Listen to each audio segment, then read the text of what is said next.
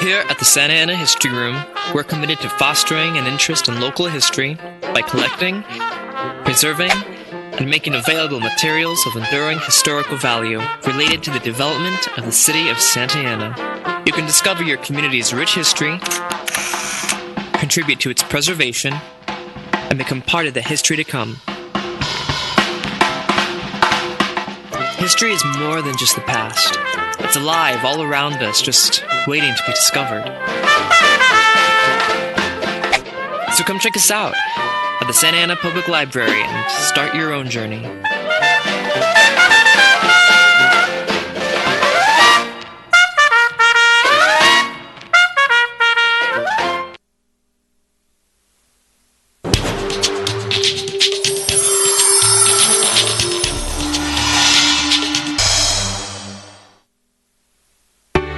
Police motorcycles and runners filled the streets of Santa Ana today as members of the Santa Ana Police Department carried the Special Olympics torch through the city. Starting in the south end of the city, a relay of swift individual runners ran to make up for lost time and bring the run back on its schedule. A large group joined the run in the downtown area, and under a huge American flag raised by the Orange County Fire Authority, they ran in front of the Santa Ana Police Department building. We had the opportunity today to show support from all bureaus. We had the traffic division, we had the administrative division, patrol, and the special investigations were a big part of putting this together and ensuring that it was done properly in true Santa Ana fashion. After stopping for a few pictures with Chief David Valentine, the runners continued through city streets to show their support of the Special Olympics.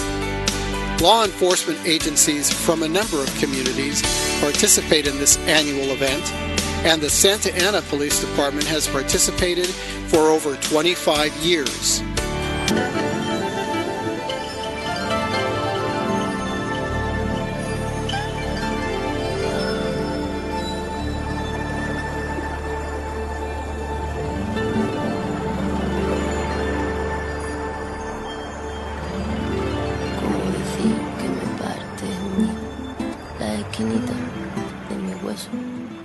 Que han caído los esquemas de mi vida.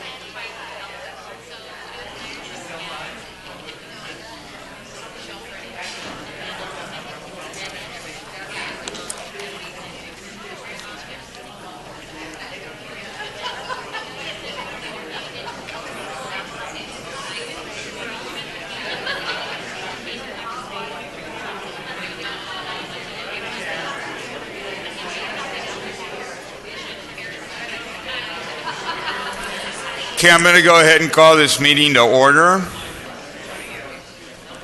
And we are going to start with a Pledge of Allegiance. Ready? Begin. I pledge allegiance to the flag of the United States of America and to the republic for which it stands, one nation, under God, indivisible, with liberty and justice for all. If you can remain standing, we have our invocation by Bob Keller this evening.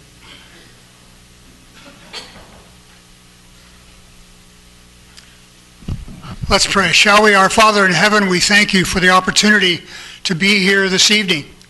Lord, we know that many decisions are going to be made, and we pray for the wisdom that would be given to our mayor and to the city council members. Lord, that you would just give them insight from on high, and Lord, that they would just make the decisions according to your will and not theirs necessarily. Lord, we thank you for them. We thank you for the city of Santa Ana. It's a great city.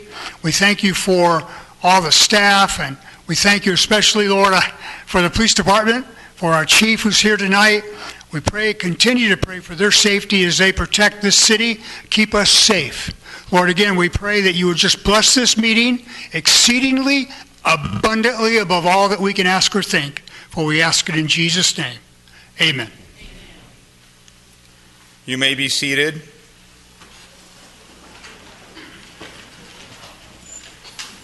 I know we have some representatives here from SCAG. If you could please step forward at this time and give us a presentation. I think you're going to talk about six-cycle regional housing needs assessment.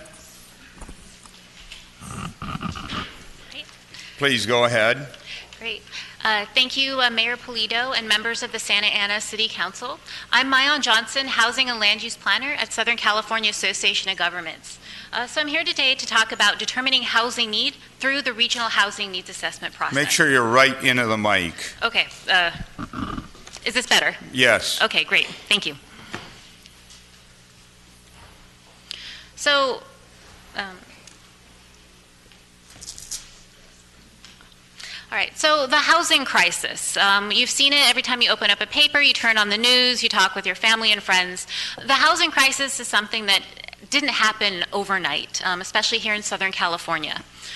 Just looking back on housing permits that have been issued in Southern California, you can see that there's a lot of building activity between 1970 and 1980. There's one new housing unit added for every 1.74 persons added to the population.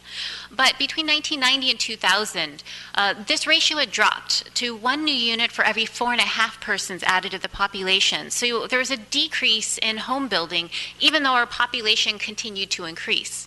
And while in the past few years, this ratio has improved, one new housing unit for every 3.32 persons added to the population, what that means is we have a lot of catching up to do, that there's an accumulation of housing need that's built up over the decades that we haven't been able to meet throughout Southern California.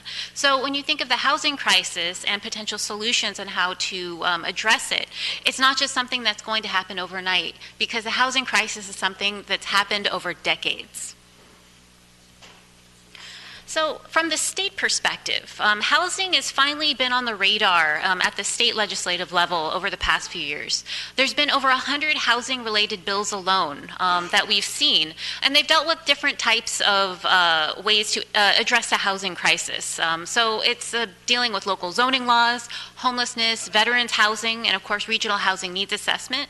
But a lot of these are seen as sticks in the process to try to solve the housing crisis. On the carrot side of things, for funding, there's been actually funding dedicated specifically to providing permanent sources of funding for affordable housing and to help our jurisdictions build more housing and plan for more housing at the local level. So there's SB 2, the Building Homes and Jobs Act, which was a $75 fee added to certain real estate transactions to create a source of permanent source of affordable housing funding statewide.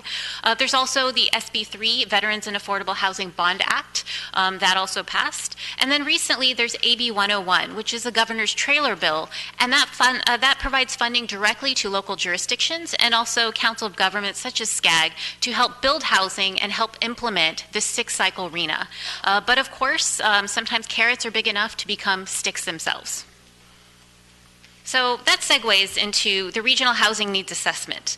RHNA, Rona, there's many different names for that, but RHNA, it's a state housing law requirement to determine regional housing needs for every city and unincorporated county in the state of California. So SCAG, as the Council of Governments, is responsible for coming up with the RHNA need for your city. So it's an 8-year planning period, and it covers, for the 5th cycle, that's what your current housing element covers now, that's October 2013 to October 2021. What we're developing right now is the 6th cycle. That covers October 2021 to October 2029. So we anticipate that the 6th cycle will be adopted by SCAG in October 2020. So the RHNA process. This summer, or a few months ago, we received the regional determination from the California Department of Housing and Community Development. That's HCD. So HCD is responsible for giving us a regional number. They get data sets from SCAG and also from the California Department of Finance. You may have seen this number in the news, perhaps with your planning staff. But for the region, for the 6th cycle RHNA, the SCAG region needs 1.34 million units. So this 1.34 million units, SCAG is required to develop a methodology. That's what we're doing right now. The methodology will be applied to 1.34 million units to distribute throughout the region. So it's where those units will go for every city and county housing element. So once we have the methodology, we're working on that right now. We'll have that probably adopted by March of next year, and then we'll have a draft RHNA allocation out. We'll have an appeals process next summer, and then by October 2020, we'll have the final RHNA allocation adopted. The 6th cycle housing elements, which will be the final RHNA allocation numbers, those need to be updated and submitted to HCD by October 2021. So the regional determination process, HCD does this in consultation with every council of governments and also with the Department of Finance. So SCAG is on a different cycle than, let's say, San Diego Association of Governments, SANDAG, or ABAG, which is Bay Area Association of Governments. So we each have different determinations and we're on different time periods. So for the 4th cycle for SCAG, that covers 2006 to 2014, we had about 700,000 units for the region. The 5th cycle, that was 2013 to 2021, was about 412,000 units for the region. So you can see for the 6th cycle, the allocation for the region, 1.34 million, is very, very high. All RHNA allocations will be higher this time around. So it is, don't compare it to the last time just because for this cycle, the determination is much higher for our region. So the recommended draft RHNA methodology. I'm not going to go into formulas. We have a whole host of resources available online at our website, scag.ca.gov/RHNA. And we also have a handy tool to estimate your jurisdiction's RHNA allocation based on the current form of the recommended draft methodology. But in past cycles, we just looked at household growth. How much will your household, or how many households do you need, or will you have for that 8-year planning period? But due to the size and due to policy changes at the state level, so last time we had 412,000, this time we have 1.3 million. So we need to look at other ways to distribute that regional need. So we're looking at not just share of household growth, but we're looking at job accessibility, transit accessibility, and also social equity adjustment based on household income distribution and indicators of resources, so poverty levels, environment, education, and economic factors. So these will influence the distribution of RHNA. The draft methodology so far, Santa Ana would receive about 3,100 units based on the current recommended methodology. But this won't be finalized until maybe March of next year. So I wanted to end this presentation just looking at what's been built across the SCAG region and in Orange County. We're about 3/4 of the way through the 5th RHNA cycle, but as a region, we've met barely half of our RHNA need. That's 412,000 units. So it's something to keep in mind. We have 1.3 million this time around for an 8-year period. So building activity, as you can see from that chart from earlier, this has been a cumulative problem, decades in the making. And so for the next 8 years, we certainly hope that jurisdictions can try to meet and plan for their housing need. So while Orange County has been doing better than the state as a whole, we still have a long way to go. And from this chart, you can see city, we've built over 200% of our market rate units. But as a county, the affordable units have been less than 20% of meeting that need. So there will be challenges ahead for this sixth cycle.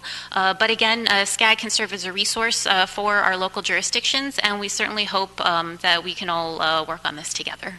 Thank you. Questions, comments from council members? Councilmember Iglesias? I just want to thank you for giving us this presentation, because I know it's been a concern of ours here in the city, especially because of all these new housing projects that have been going up in both market rate and affordable housing.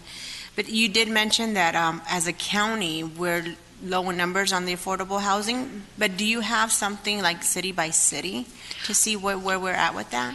Yes, it is available online, but I can also send it to you and your staff just to look at city by city meeting these permits, how much permit has been issued over this past cycle. Yeah, because I know in this past cycle, this current cycle that we're in, we've already exceeded what we were responsible for building. But I just want to thank you, because I was afraid going to those meetings that we were going to be having about 8,000 units or something like that. But I guess with the new methodology that was proposed with SCAG Council, it came down to 3,100 units. So it's not as bad as we thought it was going to be, because we know the state's not going to give us any extra money to build our highways, our infrastructure, or anything.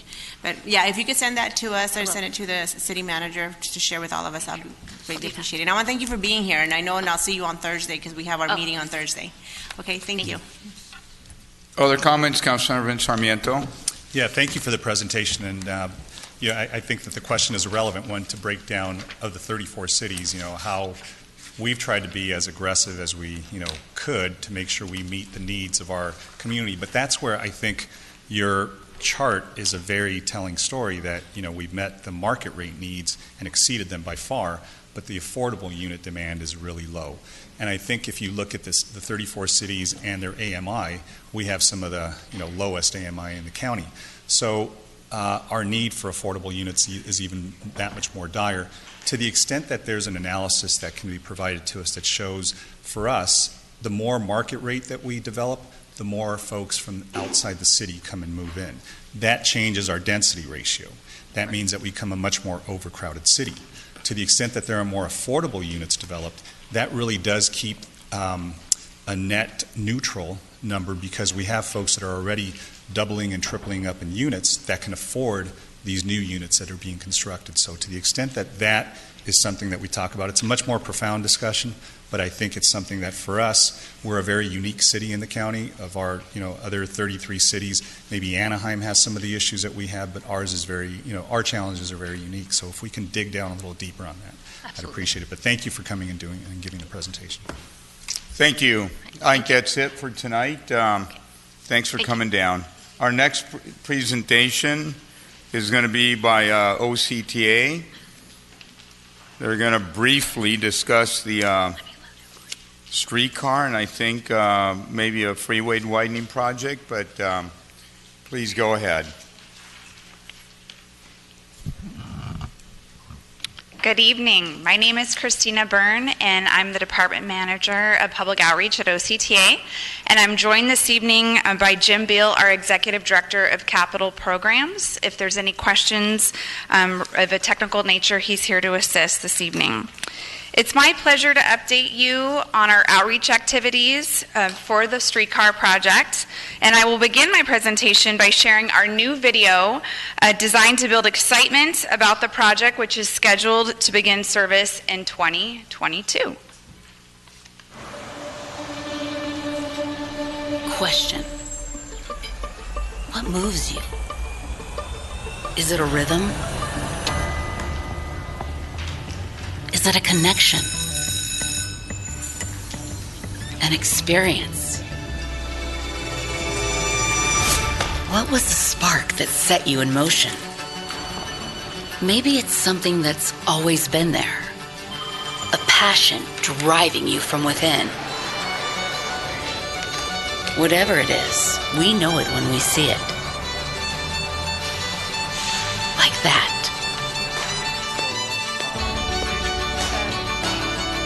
That.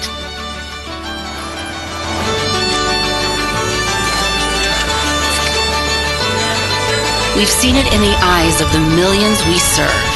And as we continue to build the transportation network of the future, we will move you. Because we are all made to move. Where will you go? The future is coming.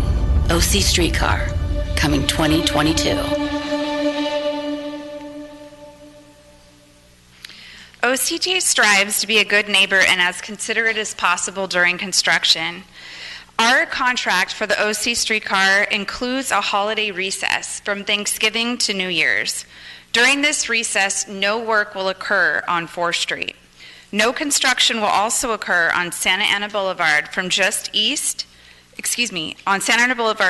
west of Broadway to just east of Main Street.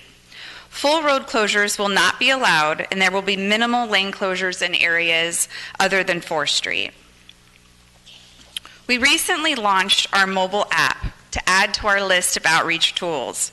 It can be downloaded in the Apple App Store and Google Play by searching OC Streetcar. The first time the app is downloaded, it prompts the user to select their preferred language and is available in English and Spanish. This app includes a map of work and associated closures, project news, general project information, and our business resource guide. The app is updated daily and is a great resource for timely project information. Our business resource guide is a great resource for all the businesses in the project area. We work very closely with the business community during construction to minimize inconveniences to the extent possible. Our team provides weekly advance notification via personal visits and flyers prior to any major activities. And our business resource guide includes free banners and signs to businesses adjacent to work. Our project briefings are offered one-on-one or in a group setting. We have business spotlights that feature social media posts and stories about local businesses. And our directory includes a repository of agencies and organizations that provide low and no-cost resources to businesses. And lastly, our coupons are promotional in nature and encourage residents, visitors, and local employees to visit Santa Ana businesses. Several businesses are already participating, and we plan to encourage participation in the coming weeks by showing what some of these sample spotlights look like and mailing a brochure to all business owners in the project area. OCTA partnered with the City of Santa Ana to install banners on downtown parking structures to share project information and encourage the public to visit businesses. These banners will be updated periodically as construction progresses, and we're looking to place additional signage throughout the project area as our track work commences. Public outreach is one of our many communication methods to meet with stakeholders. In addition to our digital app, we provide updates and translated materials regarding closure and detour information. Our door-to-door notifications, such as door hangers and flyers, are especially useful in multiple languages. And presentations to neighborhood associations will continue throughout construction, and we will launch a school outreach program in 2020. OCTA Outreach and City of Santa Ana staff will be joining forces to walk door-to-door to businesses throughout the project alignment. No one knows the City of Santa Ana as well as the City Council, and if at any time you have suggestions on how we can enhance our efforts, please let us know. That concludes my presentation. I'd be happy to answer any questions. Thank you. Are there any questions? Councilor Solario? Thank you. First, welcome to City Hall. Hello. It's Thank nice you. working with you at Councilmember OCTA back in the day. A few questions, because I think different council members receive different levels of information, and our mayor, he's on the OCTA board, so he's a little bit more familiar. And maybe it could be provided separately, but on like station designs, names, colors, how we're working with folks in that area. Can you speak a little bit to that, or again, maybe that's something you could send us separately? Certainly. I'd be happy to send you any materials that we've prepared, but we did have a series of community outreach in the development of the branding for the vehicle, and we've recently selected the final look for the vehicle, and we'd be happy to share that with you. And you will see that vehicle decal on the decals that we'll be reinstalling on the streets along the alignment. Okay. Yeah, because a lot of the vehicle design stuff I've seen is just on the stations, but just see what you can Absolutely. and Be share happy with to do so. with us. And then as the project moves and it starts, in every community when it starts, ridership starts slow and over time it grows and as there are more connections, but I do worry about the press that's going to come, that's going to document how many riders and cost per person and all those things. In one conversation recently with some residents and business owners, the idea came up of maybe we could work with OCTA and business in the community on events so that there are, events that will also draw attendance and can use this as getting to and from. So I'd like you all to think about it. Maybe we can do some follow-up on that. Certainly. And then finally, and again, maybe something you send this separately, or maybe our mayor might have some thoughts as well.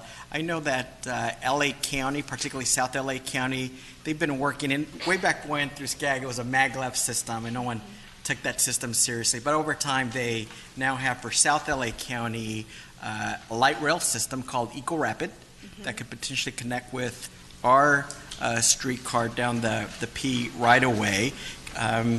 Any updates or developments on how we're working with incl or not? I know too, because the Olympics are coming to LA, they're going to fast track a lot of those infrastructure projects, and so that may be a project that comes quicker that can link with ours. So anything you could share now, or again, maybe that might be a separate Certainly. correspondence as well. I don't have that information with me this evening, but I'd be happy to find out for you and loop great. back with you. That'd be great. Thank you. Sure.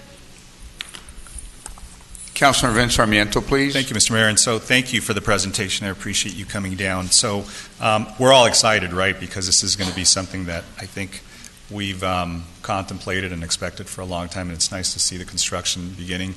But as we have construction, it also creates some challenges for our merchants downtown, and I know I certainly appreciate the work our city manager has done to reach out to you, and on their behalf, as a lead agency on this and as your partner agency here, we do have some businesses that have been impacted as a result of the construction. So we know that the benefit to those businesses is going to come as the project is completed, but during this time, they have suffered some losses, loss of revenue, loss of business traffic, and some of them are as high as 30 and 40%, and I know I've canvassed some of the businesses down there. So I'm sure that you as an agency have experienced these issues.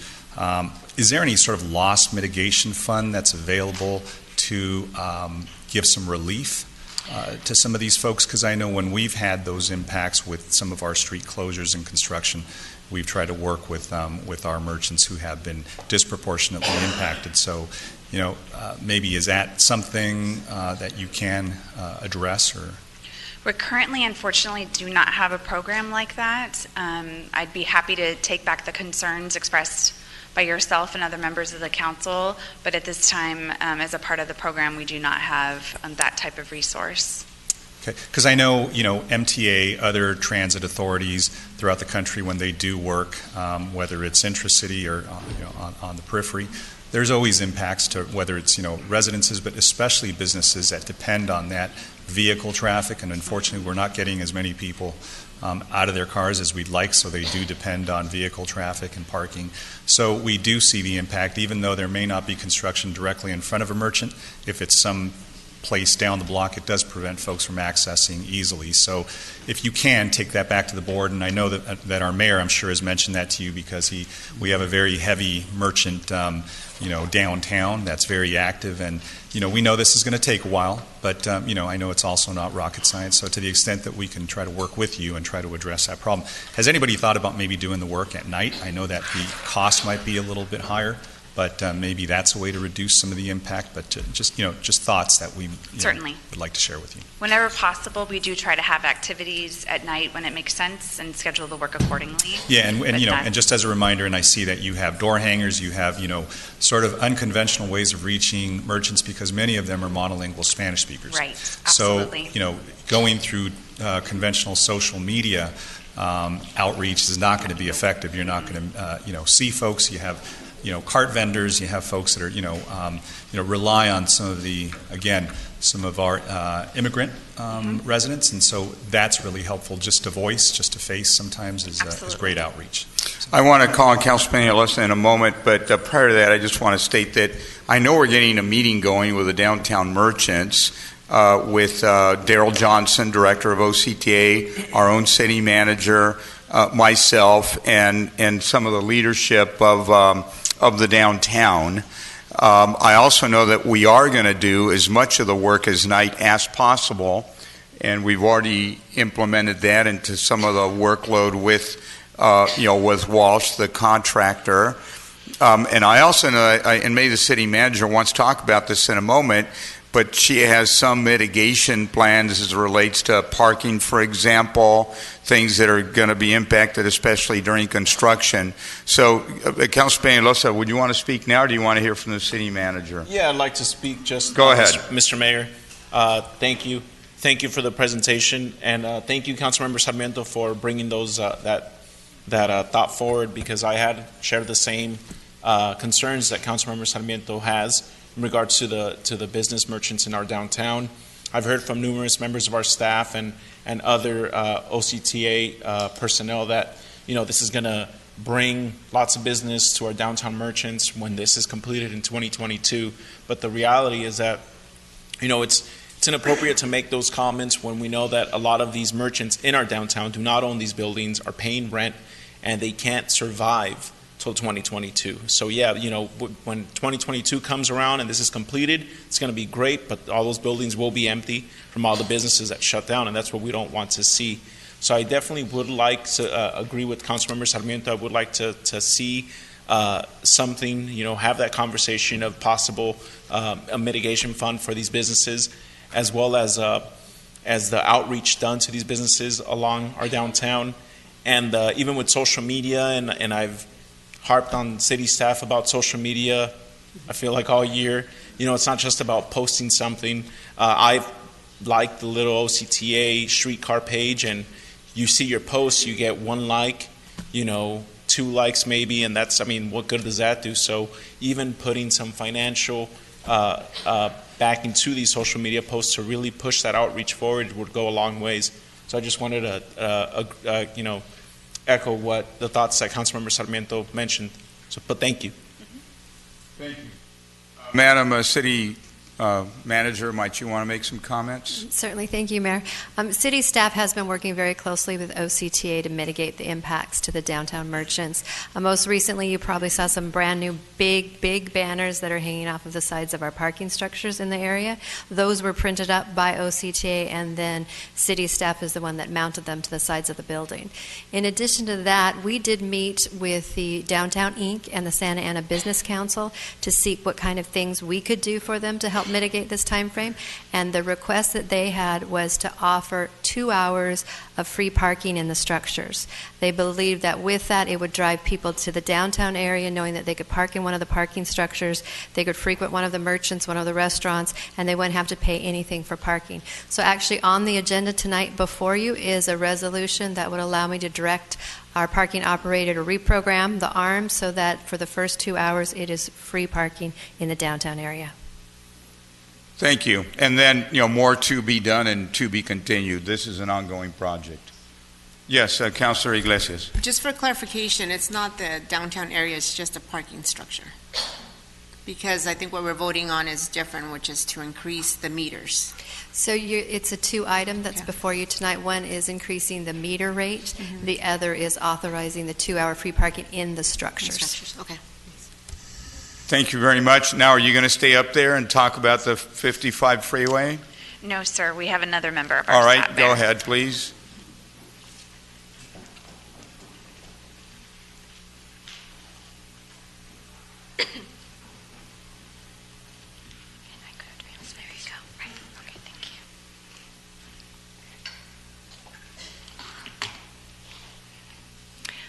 All right. Good evening, Mayor and members of the council members. My name is Jeannie Lee, Senior Project Manager from OCTA Highway Programs, and also Project Manager for State Route 55 Improvement Project from Interstate 5 to State Route 91. Here with me our outreach manager, Kalina North. She'll be covering outreach portion of this presentation.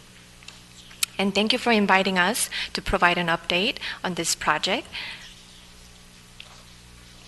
Okay, so State Route 55 Improvement Project is part of Project F in Measure M2 plan, which is the half-cent sales tax for transportation improvement project approved by voters in 2006. The current phase of the project is funded with a local and federal dollar, and project will add new lane from 5 to 22 and provide operational improvement from 22 to 91. As a result, the project will provide improved mobility and reduce congestion. Currently, this 7.5-mile-long corridor is experiencing congestion and long traffic delays during morning and evening peak periods. The 55 corridor anticipates average daily traffic to grow over 9% by the design year 2055. As a result of a traffic study analysis and extensive coordinations with Caltrans and corridor cities, the project improvements were developed as highlighted in blue and orange on this slide. Starting at the southern end of the project, between 5 and 22 freeways, there's an operational deficiency that will be addressed by adding one general purpose lane or regular lane in each direction as highlighted in blue. The project also improves ramp capacity by adding right turn lanes at the 4th Street off-ramp to improve traffic flows, as highlighted in orange on this slide. There are two alternatives being considered for this project. The top cross-section shows no-build alternative, which means the existing facility will remain the way it is today. The bottom cross-section shows the build alternative, which add one regular lane in each direction at the south end of the project between 5 and 22 freeways. For the one additional general purpose lane in each direction between 4th Street and 17th Street, the project will shift the freeway center line 9 feet to avoid impacts to existing residences along the northbound 55 and keep the widening construction zone on the southbound side only.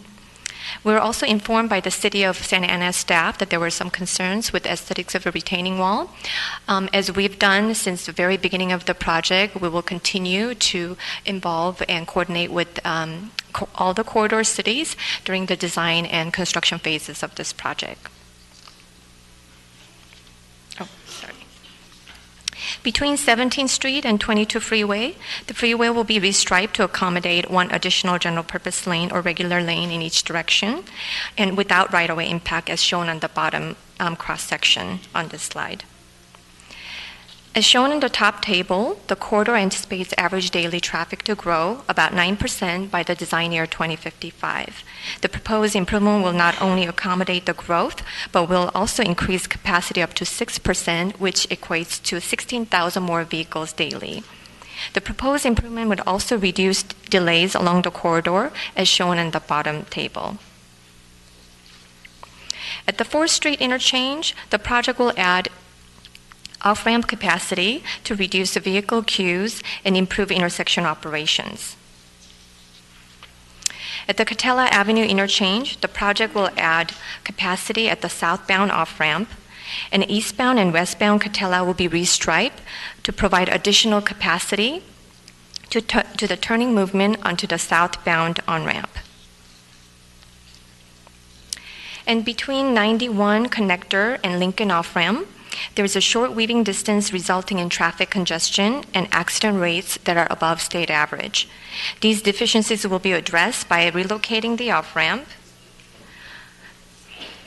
I don't think I can do this. Okay, relocating off-ramp to the south of the Lincoln Avenue, next to the existing southbound on-ramp, and the new bridge over the Lincoln Avenue will be built as part of the relocating the off-ramp. And the project will improve safety on the main line and at the off-ramp, improve operations and weaving distance, and existing park and ride will be relocated to the existing southbound Lincoln off-ramp. The first public meeting for this project was held on June 7, 2018 at Grijalva Park in Orange. Since then, we have prepared a draft environmental document which has been circulated for 30 days from September 30th to October 30th. And we hosted a public hearing in an open house format on Wednesday, October 16th at the Orange Library. The public comments will be incorporated after the review period, and the project development team will recommend a preferred alternative for Caltrans approval, which is anticipated to be late this year. We anticipate the completion of project report and environmental document in early 2020, which is a key milestone making the project shelf ready for early advancement. As you know, OCTA is constantly looking for opportunities to advance construction of M2 freeway projects by taking advantage of state and federal dollars. And the projects that compete the best for the external fundings are those that are environmentally clear. So now I would like to turn it over to Kalina, and she's going to cover the outreach portion of this project. Good evening, council members. As Jeannie mentioned, on October 16th, OCTA and Caltrans held a public hearing in an open house format where the community members were invited to attend and also learn about the project, as well as provide input on the draft environmental document, as well as the project. It was also a great opportunity for residents to provide comments at the public hearing with our court reporters. Of approximately 75 people who attended the public hearing, about a dozen residents came from the city of Santa Ana. So the outreach team used several strategies to inform the community about the project as well as the public hearing. Those tactics include briefings and presentations to key community leaders and business leaders, as well as presentations to several neighborhood associations. In addition, we increased our presence on social media and distributed thousands of flyers, both in English and Spanish. Postcards were mailed to over 13,000 homes and businesses, email notifications to over 400 subscribers, as well as we placed legal ads in the Orange County Register, Excelsior Unidos, as well as several local newspapers. So there is a number of ways to stay connected about the project. We have a project website. We are also on 3 social media platforms, Facebook, Twitter, and Instagram. But the best way to stay informed about the project is through our email at sr55info@octa.net. And that concludes our presentation. Thank you. Thank you. Any questions from any members of the council? Councilmember Solario? Probably not as much as a question, because I probably want more detail than you can answer, but if you want to provide some information, that would be great. There was a back and forth about the aesthetics of the retaining walls, and you made some very general comments about that. And I know you spoke about, you coordinate with city staff, and that's great. But I think what we want you to keep in mind, too, is just when you're preparing those plans to give us the best retaining walls and designs out there. So if in South Canada and other areas you have very nice aesthetic walls with nice features, you should start with that as the minimum of what you should do in Santa Ana as well, and then we can have a discussion from that. So maybe for the 22, the 55, as well as the 5, any of those areas that are going to have retaining walls, you could please share with the City Council any designs for what those retaining walls look like.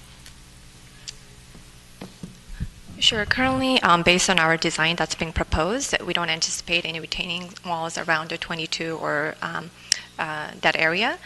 Only retaining walls that we anticipate is as we are shifting the center line between 4th Street to 17th Street, shifting this freeway to the southbound direction, there will be a new retaining wall being constructed. But as I mentioned, we'll have a little bit more detail in the retaining wall designs. The aesthetic design will be part of a design phase. We're currently in the environmental phase. As we move forward, we'll continue to have a city.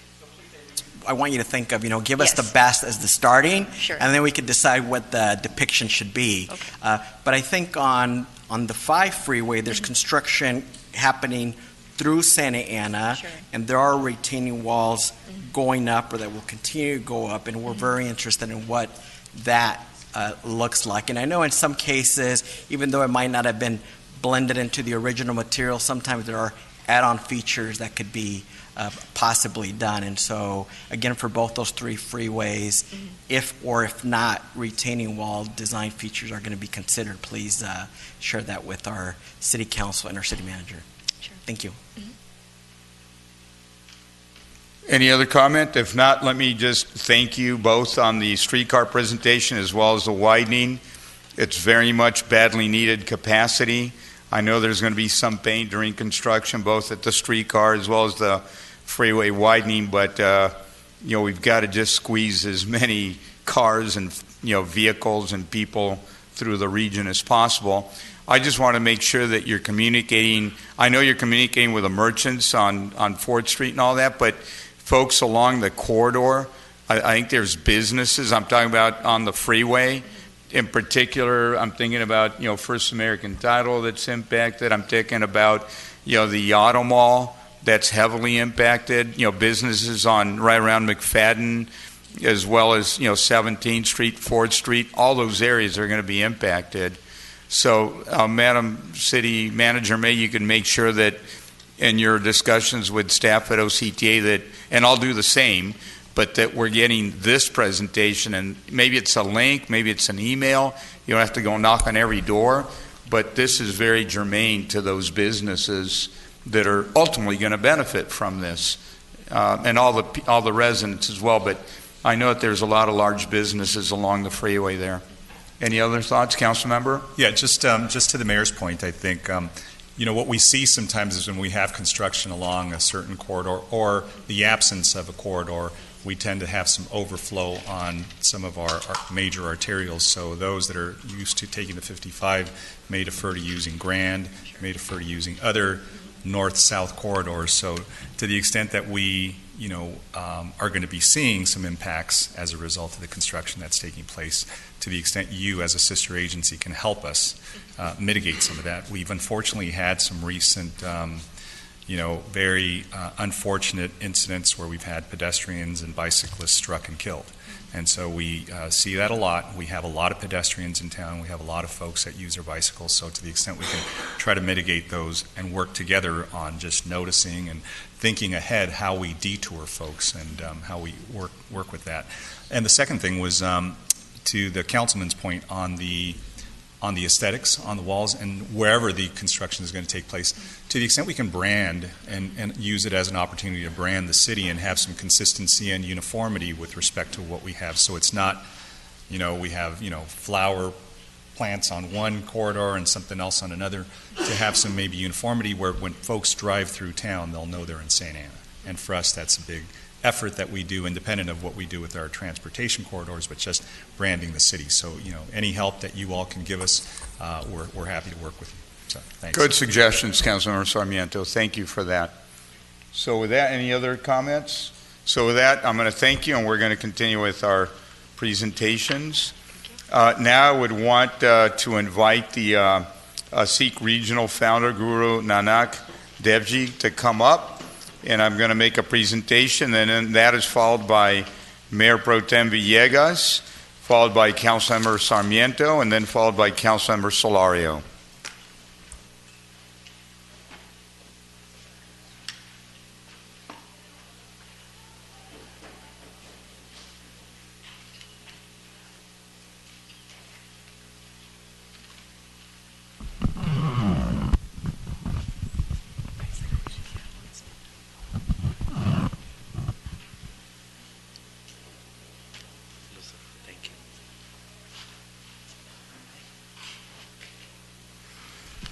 So we got rid of the other microphone. Maybe that's a good thing, right? We can't get confused now. All right. This is really a privilege, and that is I'm presenting a proclamation to the Sikh community here in Santa Ana. And in particular, I want to note that there's a lot of birthdays going on this year, like we had the 150th birthday for the city of Santa Ana. Well, you've been around as an organization or religion for 550 years. So you started 400 years before we started as a city. But we're all here now, and that's what counts, and we're doing good stuff, good work. Let me say that in the U.S., apparently there are more than 30 million Sikhs worldwide and 500,000 here in the U.S. How many in Orange County, do you know? Roughly? 20,000. 20,000. I'll take that estimate. Who's going to say no, right?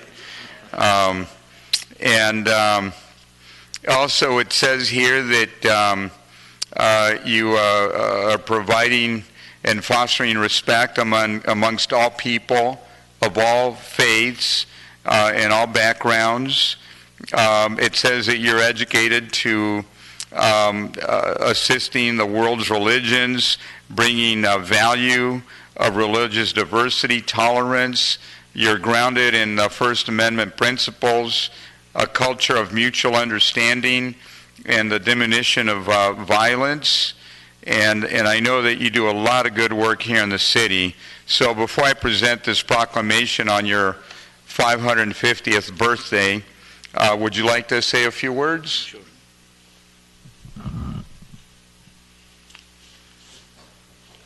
First of all, I would like to say thanks from the Sikh community to all the honorable mayor and the council members of City of Santa Ana for announcing November as a Sikh Appreciation and Awareness Month. And I would like to say our Sikhism is the 5th largest religion.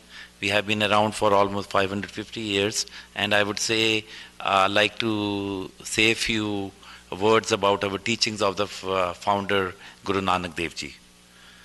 Guru Nanak Dev Ji founded Sikhism in the 15th century, which in modern day India with a simple message that there is only one divine for all creation, a loving, formless creator, recognized by all through meditation and service of humanity.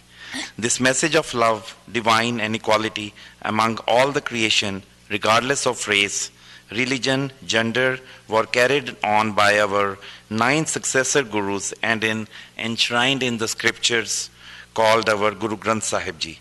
His main teachings were Kird Karna is the honest earning, Naam Japna, chanting God's name, and One Chakna, sharing with others. Mainly our teachings rely with our American values. Those are unity, equality, forgiveness, tolerance, acceptance, respectfulness. And he said that everyone is a friend, none is a stranger. Like Martin Luther Jr. said, hate cannot drive out hate, only love can do that. Thank you.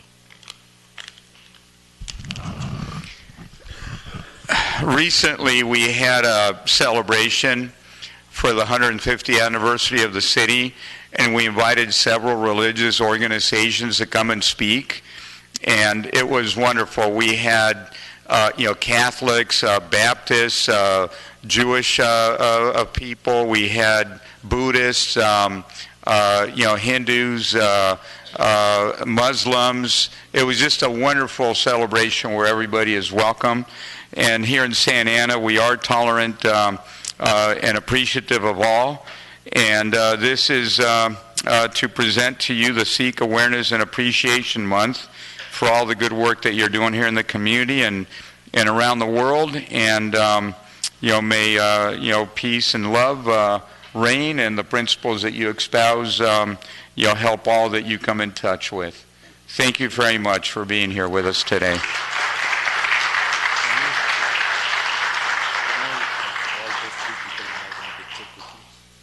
Yeah, come quickly while the next presentation approaches. Other folks that are part of the Sikh community that are here, if you want to be in a photo, coming up quickly. And we'll get in a quick photo. And meanwhile, Mayor Pro Tem Villegas, which is your group? And I'll call them up so that when we're done with the photo, you're ready to continue the presentations here. Joe Ocampo, if you can come on up, please.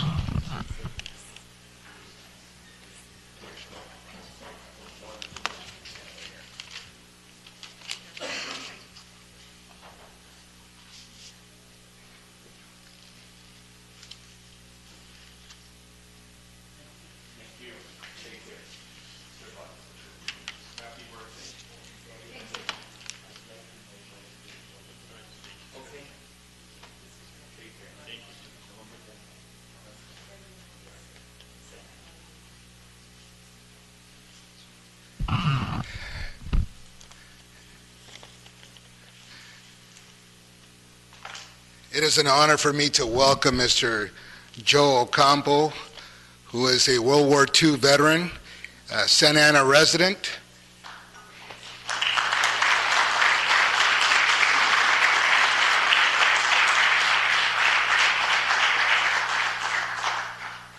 Santa Ana has a long history of veterans.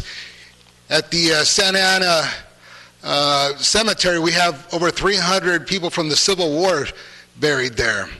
In the Logan neighborhood, we have on La Chiquita Market, on the wall there's 200 portraits of residents of Santa Ana that served in the military throughout the years.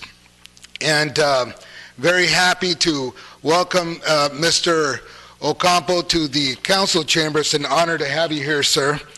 And if I could say just a few words about his background, Mr. Ocampo was born, and correct me if I slip up here, was born on 5th Street in March 1925. He is he was born here in Santa Ana, and you joined the Navy at age 20, correct? 1945. And you were a machinist mate, 3rd class. And you were also a founding member of LULAC in 1947. A lot of history here, folks. 1947. You were also part of the campaign to elect the first council member, Hispanic American council member here in the city of Santa Ana. Ray Villa. Ray Villa, that's his name. And you were also the co-chair for the campaign to elect Robert Kennedy. That's correct, sir. Sir, if you can, and today we want to honor your service for the country and our community, but if you could say a few words, we'd appreciate it. Please. I'll be happy to. Right here, sir. These Johnny-come-latelys. I noticed there was an election to form a little bit emphasis on the wards. Well, about 50 or more years ago, I was always fighting the city manager to form wards here in Santa Ana. That's when you guys never even heard of having a ward. And all city councilmen at that time lived north of 8th Street. They didn't want to mess around with us poor folk down here in the south. And finally, when they formed wards, one of the wards, even though the councilman lived north of 8th Street, went all the way down and to where Delhi is. And they just wouldn't give up. But now it's good that we have good representation on the council, and I'm real happy about that. But that doesn't exclude. I think that it should be made up of all types of persons. And it doesn't seem like that right now, but I'm happy with how things happen to be at this time. I remember when streetcars, I used to ride the streetcars here in Santa Ana, and now we're talking about I've heard this thing about we're going to have a streetcar running. I think I'll be an old man I am now, but I'll be more and more. If I get to be 100, I'll be lucky if there's a streetcar here. And I'm 94. I'm 94 right now. But, well, the city manager way back then said if you form wards, you're going to have bossisms, ward bossisms. When the first ward was formed,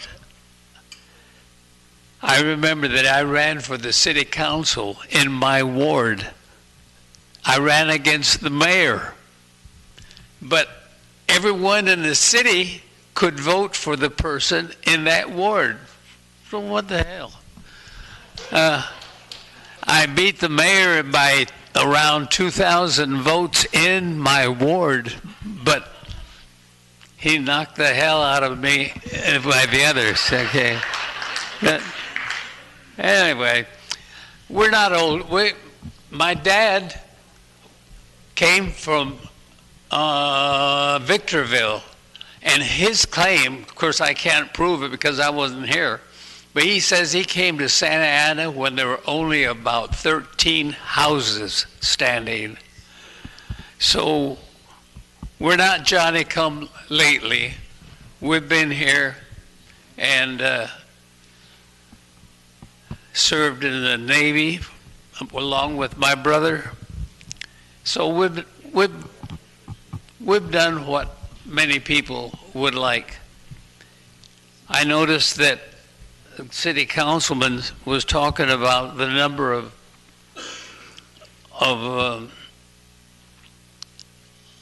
burials where veterans were buried. Well, I'm glad I'm not there. No, not yet. Well, anyway. Councilmember Vince Sarmiento would like to say something. He's a family friend. So Joe could go on and on with his. He's got a lot of stories he could tell us, but we just want to say, you know, we love Joe and we love his family, and we've known him for a very long time. He's a neighbor of mine. And first, I just want to say thank you for your service, Joe. Thank you for loving the city and being here as long as you have. You know, many of you don't know, and Joe just shared this with me, he lost his wife just 30 days ago. And so we certainly want to say we're sorry for your loss. I had the honor and privilege of knowing her, and she was a great lady. And so, Joe, I know you're going to keep her in your heart forever, and I know she's going to be somebody who we're going to value as somebody we miss a lot in the city. But Joe certainly has a very long past here in the city. He's part of a tribe called the Juaneños. And so he not only has lived here, but he's part of an indigenous people who were here before many of us were here. So to the extent that Joe is a treasure, and his family is a treasure here in the city that we need to celebrate. He had a business in the downtown for many years, and so look, for all of his investment and his family's time here in the city, I just want you all to recognize Joe and give him a big round of applause. Let him know we miss his wife.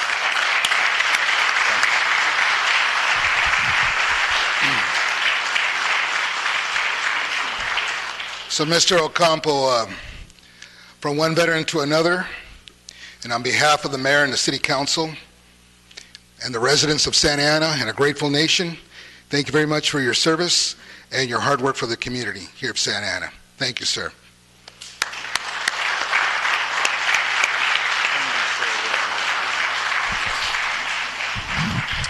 You know, Joe, you're almost from another era, Joe. All the names we can think of, Hector Godinez, Rudy Montejano, Mike Silva, I mean, you know, Jose Ceballos, you know, Jesse, a bunch of folks. And I know that, you know, you're here supporting him, his family's right here. And it's so nice to see the, you know, the family and the unity and the strength. And you gave a lot to the city over many years, Joe. And you're always a good talker, and you still are. You know? You still are. When I saw you coming up there, I said, how's he going to speak? Well, he can speak just fine. Just fine. Joe Ocampo is one of a kind. We're blessed by him. He's been around a long time, and he has very good energy, and that energy is still there. And every day that you're with us is another good day, Joe. Thank you very much for coming down, and we all appreciate you very much.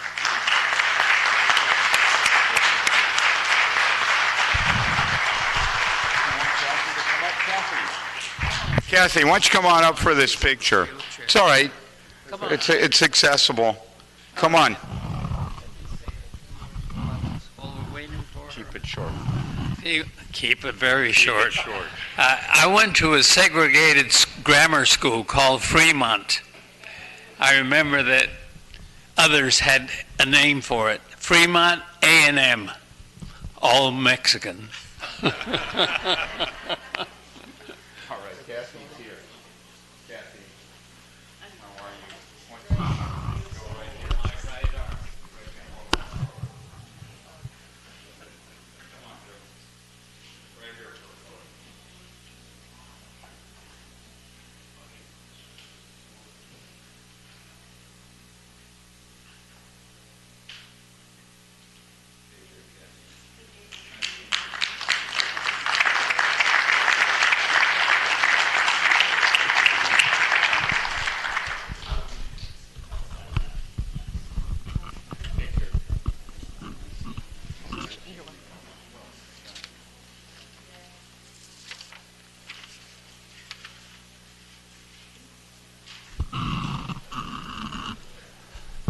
So as Joe makes it off the stage, I have the privilege of having the next presentation.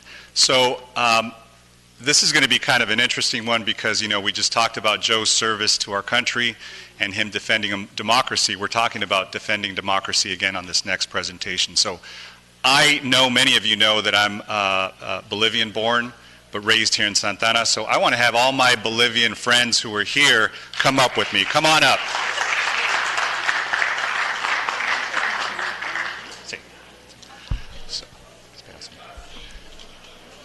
So as everybody comes up,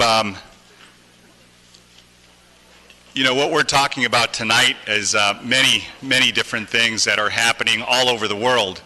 And we see that in places like Chile, Brazil, Argentina, and now Bolivia, there is a movement that's happening that folks are realizing that there is an assault on democracy, there's an assault on freedom of expression, there's an assault on freedom of the press.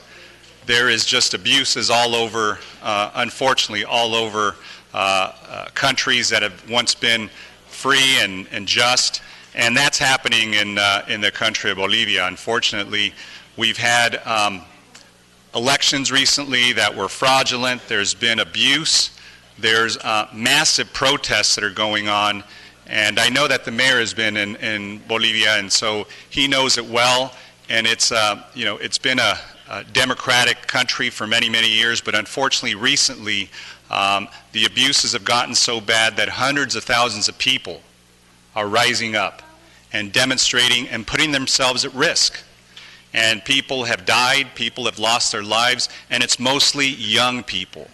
It's university age students that say they can't subject their country to this type of violation of the Constitution. So I wanted to recognize folks here who are from the Bolivian community here in the United States, and they're demonstrating all over the country: Los Angeles, Miami, San Francisco, New York, Virginia, and here in Orange County we have a very large population because it's been the port of entry for many of us here. So I'm just very grateful to know that we have patriots here that love their country, that will defend it with everything they can, and also just to send that symbolic message of fraternity to the folks in Bolivia who are really sacrificing everything, because the country right now is completely paralyzed, and they've stalled and they've stopped, and nothing can, you know, is going on. University classes have been canceled, people can't get to work, folks can't move because there's that much distress.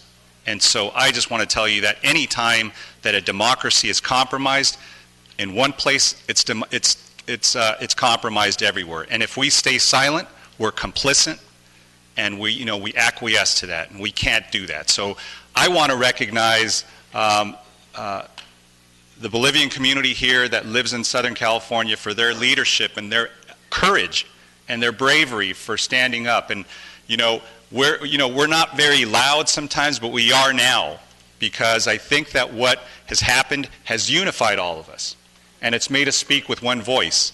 And the one person I can say who's been always very quiet is my mom. And so she's back here and she's very angry and she's upset, along with my sister Daisy. But it's gotten people like that to be really vocal about what they see are abuses. So I just want to say, I'm very proud of what they've done, and I'm very proud of what they've stood up and done to show that they are not going to stand for this abuse and this assault on our democratic principles in Bolivia. And I especially want to thank a few people who have been pivotal and have been the faces of this effort, and that is Ruth Otero, Daniela Bustillos, and our friend Alex Rivero, and everybody else who's had a role in this. And before I forget, I just want to thank our staff who came out here last week or the week before and opened up the doors to City Hall so we could gather, and that's Daisy and Yesenia, right? So thank you. Let's give them a round of applause for coming here and hanging out and doing that. So, because this group has been demonstrating all over Southern California, all over, in LA, Hollywood, different parts of the city, letting people know that what's happening is wrong. So, Let's, I want to give the microphone and have Ruth speak a little bit and tell us a little bit about this, and go ahead and describe it, and I'll go ahead and translate it if it's going to be done in Spanish, which I think it is, right, Ruth? So welcome, I want to say welcome, bienvenidos a su casa, bienvenidos aquí a la Alcaldía de Santa Ana, que estamos con ustedes en la lucha, porque cuando hay un asalto como este en los principios democráticos, estamos y tenemos que estar unidos como un pueblo, como una colonia. Y la verdad, yo me siento orgulloso de ser boliviano, americano, que aquí está con ustedes en esta lucha, y que escuchen su voz hasta La Paz, hasta Santa Cruz, hasta Cochabamba, hasta Sucre, el Beni, y en todo el país que resuene. Y no estamos solos, porque esta ola de esfuerzo se escucha en todo el mundo, ¿o no? Entonces, nuestros hermanos y hermanas están con nosotros desde Londres, desde París, desde Nueva York, en todo el mundo están con nosotros. Entonces, aquí voy a dar el micrófono aquí a Ruth, que nos dé unas palabras. Ruth, adelante. Buenas tardes a todos. Disculpen la voz, estoy un poquito afónica. Quiero saludar al ingeniero Miguel Pulido, honorable alcalde municipal de la ciudad de Santa Ana, y a todos los miembros del Consejo Municipal de esta ciudad. Antes quiero llamar, por favor, a Milton, ¿cómo apellida? Milton Sánchez, por favor, que es el que está a mi lado siempre batallando con esta lucha que estamos. Quiero pedirles 2 minutitos, por favor, para que me escuchen. Quiero agradecerles, a nombre de la comunidad boliviana, a todos ustedes, dignas autoridades, en especial al doctor Vincent Sarmiento, sin que medie presión alguna, siempre está dispuesto a darnos una mano, a luchar por los bolivianos y por los latinos. Asimismo, quiero decirle a todos ustedes, compatriotas, que esta distinción que hoy recibo, no es solo mía, es de todos y cada uno de ustedes, porque todos estamos luchando por nuestra democracia y por nuestra libertad. Esta distinción va dedicada a nuestra patria Bolivia, la que se encuentra llorando en sus calles hace más de 14 días, ya que nuestra disculpen, en paro de una de las se encuentra atravesando una de las peores crisis políticas de la historia de nuestro país, donde nuestra democracia y nuestra libertad están siendo asesinadas por el gobierno narcodictador de Evo Morales Ayma, quien de forma abusiva y dictatorial ha cometido fraude en las elecciones pasadas. Quiero que sepan que el pedido de nuevas elecciones no solamente es legítimo por representar la voluntad de millones de bolivianos, sino que es un derecho humano de tener elecciones que garanticen la libre expresión de la voluntad de los electores. Acto que ha sido manoseado de forma fraudulenta por el gobierno del MAS, encabezado por Evo Morales Ayma.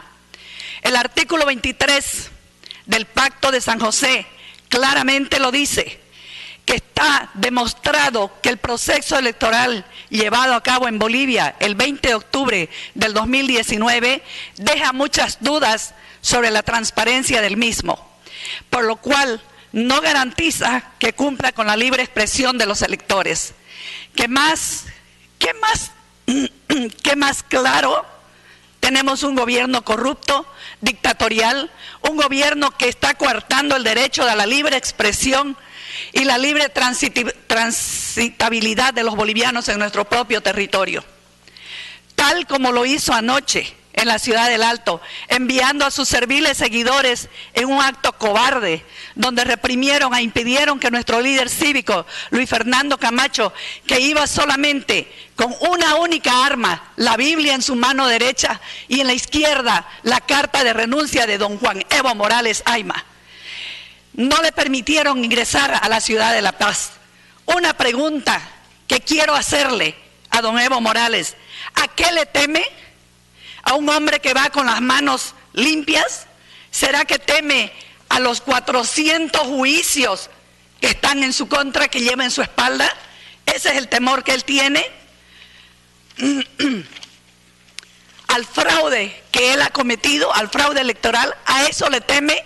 a que internacionalmente sea conocido que es un gobierno corrupto, un gobierno dictatorial, un gobierno narcoterrorista? ¿A eso le teme? ¿A todos los asesinatos que ha hecho desde la madre tierra? ¿A eso le teme? Estos actos delictivos y criminales, como el asesinar a nuestros compatriotas, deben ser repudiados y condenados por los organismos internacionales.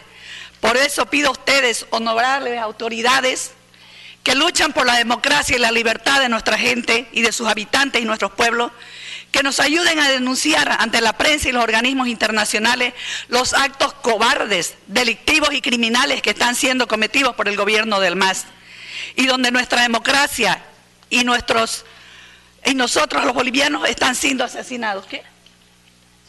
Un ratito, por favor. Donde el fraude se campea por todo el gobierno y por eso la desesperación de ellos en hacer el fraude electoral. Pedimos cárcel para el Tribunal Supremo Electoral, quien ha hecho fraude con las elecciones generales en Bolivia. Nuestro voto tiene que ser respetado. Los bolivianos no vamos a permitir el fraude y queremos pedir, para terminar esto, decirles que Bolivia está hoy unida más que nunca y que no permitiremos que nuestra libertad y nuestra democracia sea arrancada de nuestro país, y que ellos deben rendir cuentas ante los organismos internacionales, los cuales deben ser personas idóneas, no como la ONU, que ha mandado al señor a Luis Almagro para ser cómplice de todo ese fraude y de todo ese atropello que está haciendo nuestro país. Pido por favor a todos ustedes, los bolivianos, que digamos, el pueblo unido jamás será vencido, y Bolivia es libre, hoy y siempre. Bolivia democrática y libre.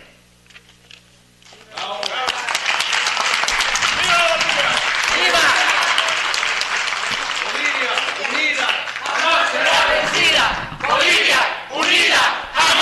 vencida. Bolivia unida jamás será vencida. Gracias a todos y gracias, Ruth. Aquí está, mira, el alcalde aquí a mi lado porque conoce muy bien el país de La Paz. Entonces, no lo quiero traducir esto. I'm going to go ahead and not translate because that'll take us out a little longer. But just know that what we said at the very beginning, the fight for democracy is here. This is what you see. These are the lives, and this is a time that people devote to make sure that they preserve a democracy that's sometimes very fragile. So I just want to thank them on behalf of everybody here in Santa Ana. Mr. Mayor, do you want to say any words, please? Just very briefly, I've had the privilege of being in Bolivia over the years. Los Altos, La Paz, Sucre, Cochabamba, Santa Cruz. Conozco Bolivia, Los Altos y también los Bajos, la región baja, cerca de Brasil y todo eso. I know there's a crisis. It's a difficult time for the country right now. And as Councilmember Sarmiento said earlier, you know, whenever a democracy is in a fragile condition, it's very important to be heard and to want to support, you know, people that are fighting for justice. So with that, les agradezco que estén aquí y me voy a despedir y vamos a ir con la Junta, pero que siga la lucha. Gracias. Que siga la lucha.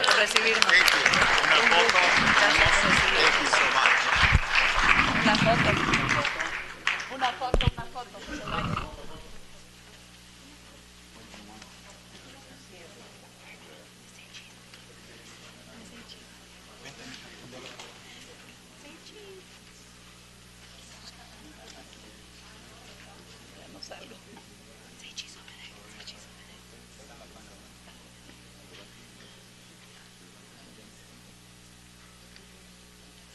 Gracias.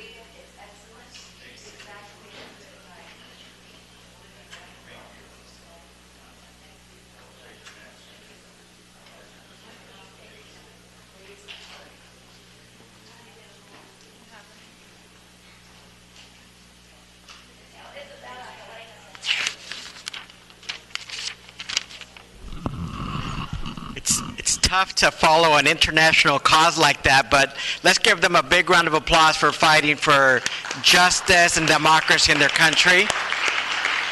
Thank you. Muchas gracias por venir. Cuentan con nuestro apoyo y la lucha sigue. It's my honor to recognize Eric Linder with Autism Behavior Services, which is based here in Santa Ana. A little bit about Autism Behavioral Services. It was established by Dr. Rosa Patterson in order to improve the quality of life of children on the autism spectrum. As we all know, this is very real and present in our community. Oftentimes, too, we see things, in the English language, not always in the bilingual language, and we have something here in Santa Ana that works with all communities and anybody that might be on the spectrum. This organization was first started in 2010, so it's 9 years in the making. They now have 6 clinics, and they serve from the West Coast to the East Coast, so they serve a lot of children throughout our country. They offer applied behavior analysis and social skills groups in their clinics to a range of children of many ages, because I've been there before. I like to see these organizations in operation, and they serve children with autism or other disability issues and communities. We're very pleased to have Eric Linder here to receive this recognition on behalf of Autism Behavior Services. He represents them on the government relations side and comes with a lot of experience both at the local level as well as a member of the state assembly. We didn't get to work directly at the time, but he has a great relationship and a great reputation up in Sacramento. Through their diligent work, Eric and the team have developed partnerships throughout Orange County. They now have incredible relationships with many local cities and many communities throughout various cities here in Orange County. It's my honor to, on behalf of our mayor and city council, recognize Eric and Autism Behavior Services for your hard work and the continued commitment that you have to all children in Santa Ana and Orange County. Congratulations. Before I present your certificates, a few words. Thank you. Yes, round of applause. Thank you. Thank you. Thank you, council member. It's a pleasure to be here. We didn't get the chance to serve together. I think you termed out the same year that I came in, so I think I missed you by he passed the baton. But Councilmember Solorio, he's been such a dedicated servant to Santa Ana. I know that. I've worked in Santa Ana for many, many years. In fact, it's been ever since I just graduated high school. I worked in Santa Ana. And I want to thank the council and Mayor Miguel Pulido for your dedication in hard work and passion for the city. It really is. Santa Ana is a great city because of the work that you guys put into it. Speaking of which, Autism Behavior Services, we're here. We serve a disproportionately high amount of children with autism in Orange County, and so we're always looking for opportunities to reach out to the community and figure out how we can better serve. But the real honor goes to Daniel, Heather, Chloe, Yanel, and Andy and his wife who founded Autism Behavior Services. A real big, if you could, round of applause for them. They're the ones that really work hard out here. We're an organization that's fairly new to Santa Ana, but we're here for the long haul and we're here for the kids. So if it's all right with you, I wouldn't mind inviting everybody up, and if we can get a picture with a council member, we'd appreciate it. All right. And again, just because it is in our community and they're local and they serve many families and children, let's also promote the address. You're a little bit north of 17th Street, not too far from Tustin. If you can, Tustin Avenue, if you could give them the address. Sure. We're 2080 North Tustin Avenue. We're just north of 17th Street on Tustin Avenue. So go visit. Yeah. Now let's take a photo.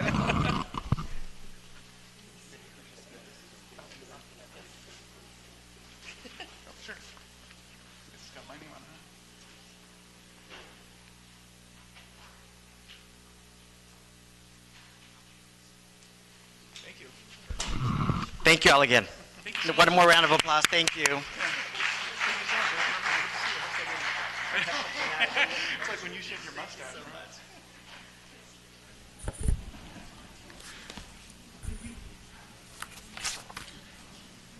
So we're going to ask for the council members to join us back up here, if we can get our mayor. We'll give him a minute.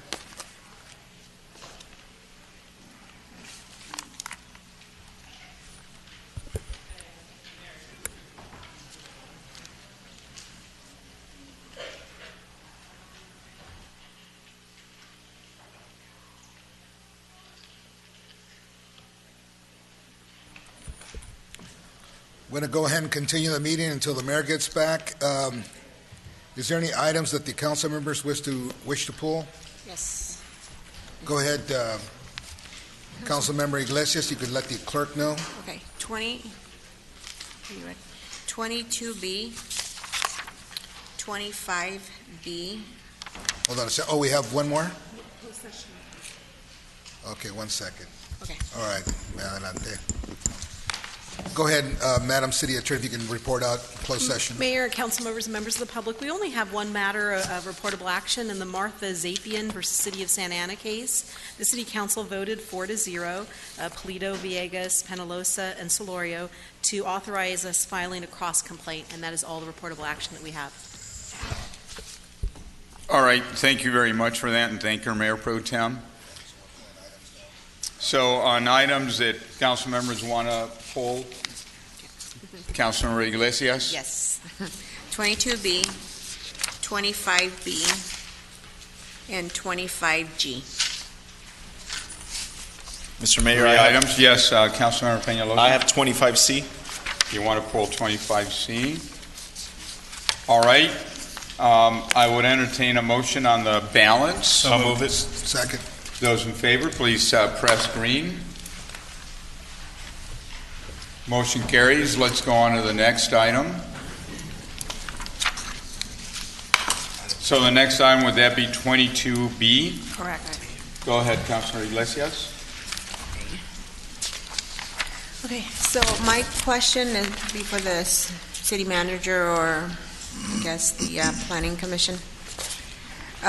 For these, it's to amend contract with Enterprise Fleet Management for leased vehicles by an additional amount of $41,000 and an annual 15% contingency of $79,000 for a new total annual amount not to exceed $605,000.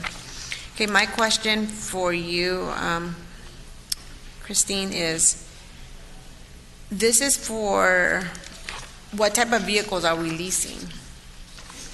And also, where is this? Is it coming out from the general fund or is it coming from the police department? Where is this money coming from?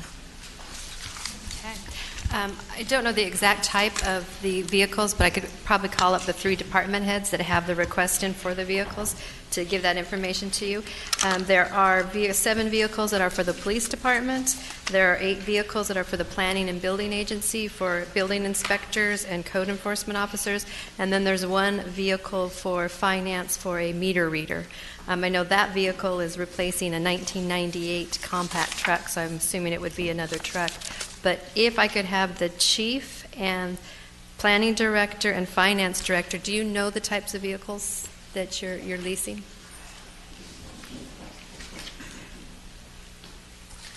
For the planning and building agency, there'll be passenger type vehicles for escapes, so they're not trucked. I think they're small SUVs for our code enforcement officers. Okay, so how many of those do we have? We're hiring 4 additional code officers, so we're looking for vehicles to be able to provide for the. Okay, is there a reason why we're not purchasing them instead of leasing them? We have looked at the cost benefit between purchasing and leasing of vehicles. For passenger type vehicles and the use of vehicles, the cost for leasing is actually less. For purchasing, we looked at for purchasing of trucks, that might be something that we would consider. But for passenger vehicles, it's cheaper to lease the vehicles. Okay, so, and how about for the police department? How many do we have? And is that money coming out of the police department budget? Or So in the staff report, under the fiscal impact, it shows you all of the funds where the sources are coming from. So there's a mix. It's primarily general fund, general funded, but there is one other source there as well. Okay, thank you.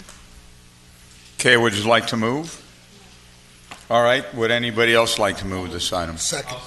Okay, those in favor, please press green. Okay, next item is 20, would it be 25B? Correct.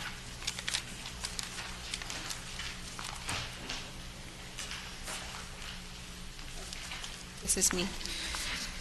Okay, for this one is to approve qualified consultants to provide on-call building safety division services for a total not to exceed 2.4 million. And I just wanted to ask is like, what's the reason behind doing this and not hiring staff? Or are we also on the hook for the 2.4 million? And is that per year or for how long? Okay. So this is approval of 14 different on-call service agreements, mainly for planning and building inspections, and the 2.4 is over a 3-year period. And what it's for is, unfortunately, at your planning and your building customer counter, you don't control your workload. It's based on the private market and the development activity. So if you're really busy, you don't staff up with employees to take care of that added work. The most efficient way to do it is with on-call services. Almost every other large city has on-call services. It's something that we need at this city because we do have lengthy wait times right now because of the development activity, and that's not providing very good customer service. So we want to streamline our efforts and turn around those applications faster. And by having these on-call companies, we're able to farm out plan check, building inspections, and the fees associated with it are paid for by the developer. So then this will streamline it and it'll bring down the time? It will bring down the By how turnaround much? times. In the staff report, it gives you a couple of examples of that. Let me see if I can find. So like for inspection, we usually tried to keep a 24-hour response time, and right now there's as much as 2 weeks wait time.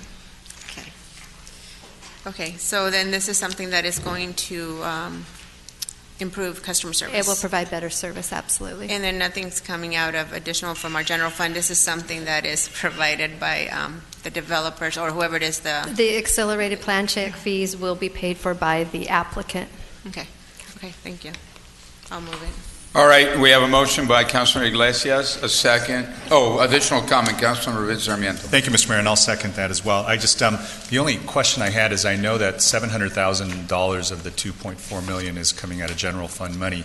The balance obviously is divided between expedited and accelerated review, which I never understood quite the difference between expedited and accelerated, but we won't get into that detail. My only question was, two questions. On the selection of the 14, was that a competitive process, number one? And number two, and this is more for Madam City Attorney, why don't we have an LDC in the agreement? So in the event that maybe any of these folks delay beyond what our expectations are, is there sort of any liquidated damages that we might be able to recover as a result of that delay? No, but in this situation, because we have so many potential contractors, staff can select from, use who they think will be most responsive. Right. So I know I've worked with Willdan in some other cities, and they're a good firm. But I know that other cities have held that when they give, a project to, and they outsource the project to a firm, and that firm goes beyond a certain deadline that we set for them, there is an LDC that's attached to that. It's just to motivate them, and I'm not sure if that's something we can still add, but or maybe these contracts are already defined, but. We can do that, and I think what the difference is, sometimes Willdan will actually contract with the city to actually be the project planner, and so they're in charge of a large project from beginning to end. Sometimes services are just to do review of plan checks, which you would just send them the plan checks, and it's kind of a little different. We can add that provision if that's the will of the council. It's not difficult to do that. Just something to consider. I mean, it's just a way to make sure folks stay on a timeline, because the whole objective of this is to provide better customer service. If we bring in firms that are going to be delaying, we may not want to keep them on as a listed provider. So. Got it. To answer your other questions, in September we released a request for qualification, and we received 14 response.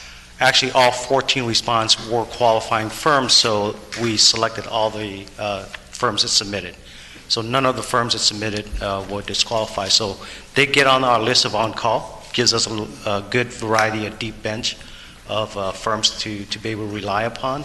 we're looking at significant amount of development projects in the next several months. So by the approval of these firms on our list, it will help us to expedite the review, inspection, and plan check process. Great, thank you for that. I'm supportive of this. I think I seconded that. And before I forget, I just wanted to thank my colleagues for indulging me in that last presentation. I know I went long, so thank you all. You're welcome. Nobody's complaining, but thank you. So with that, we have a motion and a second. Those in favor, press green. Motion passes. Next item, I believe, is 25C. Councilor Peñalosa. Thank you, Mr. Mayor. 25C is to approve a 12-month extension of license agreement with Easton Realty Partnership and Worst House, Inc., allowing temporary outdoor dining activities to occur within Plaza Calle 4 for an amount not to exceed $1,272. Now, I just wanted to point out that I'm supportive of this item, and I briefly had a conversation with Madam City Manager about the Worst House and the beer and the sausages and all the good stuff that the restaurant offers. But Madam City Manager, I just had a question just for the, will this include alcohol sales in this outdoor patio? Not at this time. There will not be alcohol beverages permitted.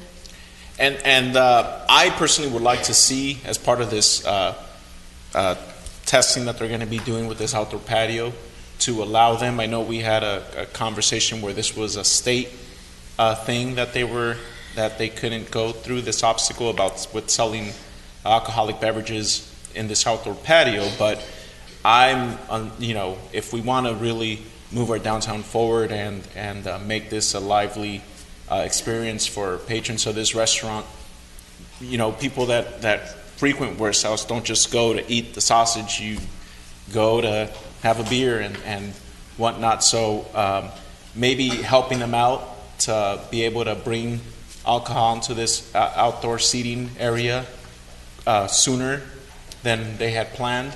I just worry that they left alcohol off the table just because they know how difficult the city of Santa Ana could be when it comes to these things. That shouldn't be so difficult, but those were just my thoughts.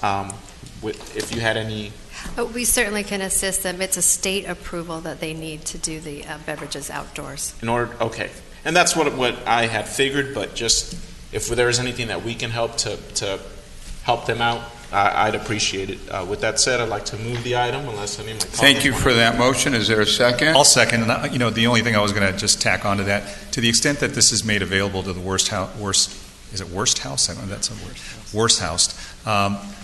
If you can extend it maybe to others as well, because I think that, it's a great look to have patio seating, especially in a downtown. I think a lot of other downtowns That's a good do idea. that. So, we have some places in downtown where we have wide aprons and they won't cause an ADA problem and people can still get through them. So if we can maybe facilitate that through our planning. And then the last thing was, I didn't see an indemnity clause in there. Is there something that indemnifies us in the event of something? And I might have overlooked it, so if it's in there, I'm sure that it couldn't have been an oversight. But I see you nodding, Min, that's fine. You don't need to go up and do it. I take your word for it. So with that, I'll just second. And the attorney confirmed. Okay. They based it on the entire rental of the Plaza Calle 4. Councilor Jose Solorio. Thank you. Very, very good dialogue, and I support all the recommendations being made. I didn't go to Worst House for years because I'm vegetarian, as our mayor is. But once, out of curiosity, I did, agree to a meeting there, and I was pleasantly surprised. They have vegan sausages that are outstanding, and then craft beer. So, Mr. Mayor, if you haven't been, you have a reason to go. I need to really go. good. I didn't know. They have 2 or 3 types of vegan sausages. And vegan beer as well. Vegan beer, vegan French fries. And it's outstanding, and I'm glad that they're interested in partnering with the city further. Thank you. Thank you. So we have a motion and a second and some excitement. Those in favor, please press green. Next item, I think, is 25G.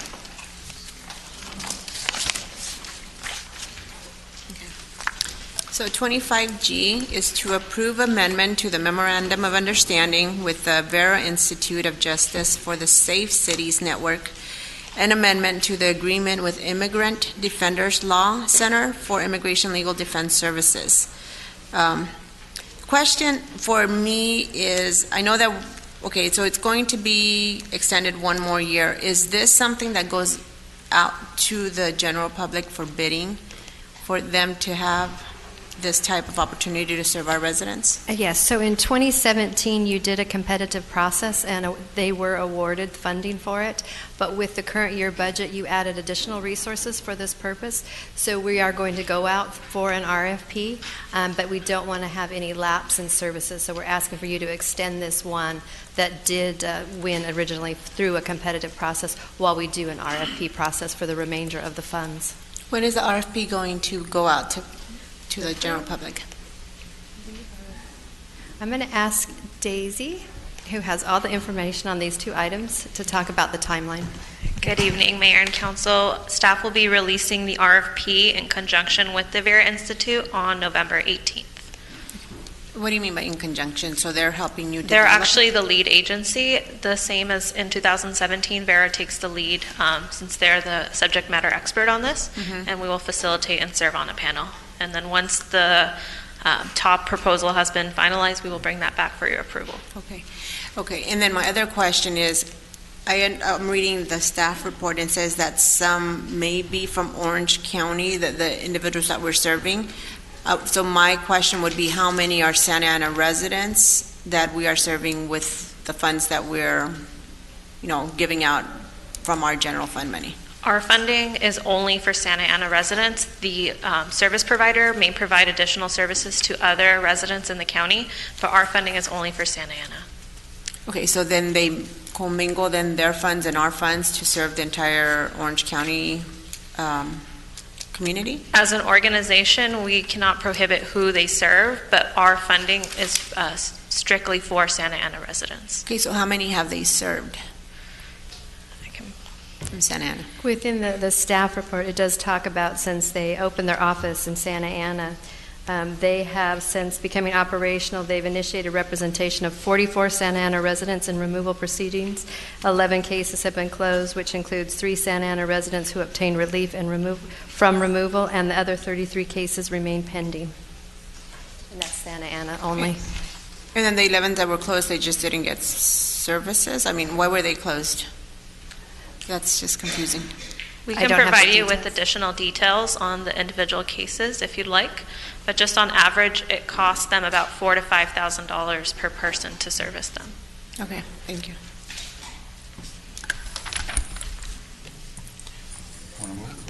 I'll make a motion to approve the item, but just as with the comment, Madam City Manager, it would be nice to I know there's a privacy concern, and I completely understand. If nobody wants to really, be made public, but it would be nice to hear from some of the residents who are willing to say, hey, I was helped, just to really, for the community's sake, to put a face to the work that we're doing in the city of Santa Ana, because I think it's important. But with that said, I'll make a motion to approve the item. Okay, second by Iglesias. Those in favor, please press green. Okay, I believe our next item, would that be 55A? That's correct. Okay, I would entertain a motion on 55A. I'll move the item, but I do have a comment. Okay, we have a motion. Do we have a second? We have a second. Go ahead, comment. Yes, thank you, Mr. Mayor. This item relates to a refinancing of some COP bonds that we can, refinance and save a lot of resources. And because most of the source money is gas tax, so re-awarding should go towards capital improvement type of programs. And it looks like there'll be substantial savings. And one of the things I think would be important is that in previous years, when we've kind of have done citywide residential street repair programs, there have been some neighborhoods and some streets that have been left out, and this might be an opportunity with this refinancing to prioritize those residential streets that have been left out, and possibly some industrial ones as well. Though I think for industrial areas, because many of them are larger trucks, we do have other public-private partnerships where they help maintain as well. But I'd like to follow up with you, and I know Mr. Mayor, because he's on OCTA, he does a lot of work in this street repair area. So I'd like to follow up with you, Madam City Manager, and Mr. Mayor, on what that might look like. Certainly, it will free up more funding for our streets, so that's Yeah. a good wish to have. Correct. It's a very good situation. Thank you. And just to follow up that, and then we have Councilmember Iglesias, maybe we could target some of the neighborhoods that we stayed away from in earlier rounds and earlier cycles. With this money, we can come back and pick up some of those other neighborhoods.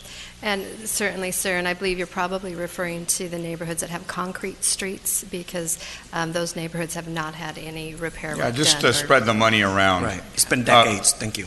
Thank you. Councilmember Iglesias? Yeah, the entire West End. We need to go that way. Welcome to my world. Didn't we already do a lot of streets on the West End? Not many. If you would like, we certainly can do a presentation for you. At a We future should, because I council think we meeting did that quite a shows bit. What's been done, what's planned in the next 3 years. I Okay. would like to see that. Okay. All right. But one question that I do have for this, and I'm okay with it, just my concern is if we go, I guess it's kind of like refinancing, right, a mortgage, so will the years be extended, or is it something that we're just going to stay with same years and the interest rate's going to drop? There's no extension on the time period. The savings are predominantly from expected interest cost being significantly lower. Okay. And are these the only COPs that we have within the city? Gas tax, I believe this is our only outstanding. Okay, thank you. All right, I believe we have a motion and a second. We do, Mr. Mayor, just a quick comment on this, and I just wanted to thank staff on this because I know that this was the result of, and I see somebody out there nodding, we were at a conference and we bumped into some of the consultants and we spoke about when we went and refinanced, Mr. Mayor, for the $60 million, the original amount for street improvements, and we talked about the favorable rates that continue to exist. So I know that as a result of that conversation, other conversations were had, and we were here. The only thing that I want to make sure that the public understands is that there is going to be a net savings to what we're doing, and so we are capturing dollars that, had we done nothing, they wouldn't be realized. So I know we're going to use, the only question I had, we're using some of our reserve funds from an account, and I think that's to the tune of $4 million and change, right? But we're going to realize, is it 18 when this is? Over the whole time, it's 18, over the life of 18 million. So it results in about over 800,000 each year that will be freed up that we can use for street improvements that otherwise we would not have. And I see bond counsel shaking their heads, so I know you're going to keep us safe and we're going to do the right thing. But I know that this is a very good time to make decisions like this, and a lot of agencies don't have the credit rating that we do to be able to do this. So we don't carry a lot of debt, and there's a reason why when we can take advantage of moments like this. So thank you to staff. Kudos to all you guys. All right, we have a motion and a second. Those in favor, please press green. Now we go on to 55, B as in boy. I'd like to entertain a motion. I'll move the item. Those in favor, please press green.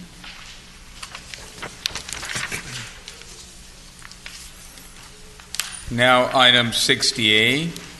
I will turn things over to Councilmember Peñalosa. And we have a couple speakers. I'm going to run out for a minute, but I'll turn it over to Mayor Pro Tem. Thank you, Mr. Mayor. The first speaker can come forward is Arthur Newton, NEWTC. What's that, Negrete? You got it. What's the name, sir? Because it's kind of spelled a little. Newton. Newton. I'm a lawyer, not a doctor. First time. Great. Thank you. 3 minutes, sir. Go ahead. Okay. My name is Arthur Newton. I'm the attorney for the applicant, Ms. Siebold. I maintain my office at the corner of 15th and Broadway in the city. I've maintained that office for the last 25 years. I've attended all the prior hearings in this matter, and in all the oppositions, it centers around primarily issues of traffic and any impact that serving distilled spirits would have. These issues have been examined ad nauseum over a 2-year period by the planning staff, the police department, and the state alcoholic beverage and control board, all of whom have indicated there are no negative impacts at this location based on any upgrade of the license to a Type 47.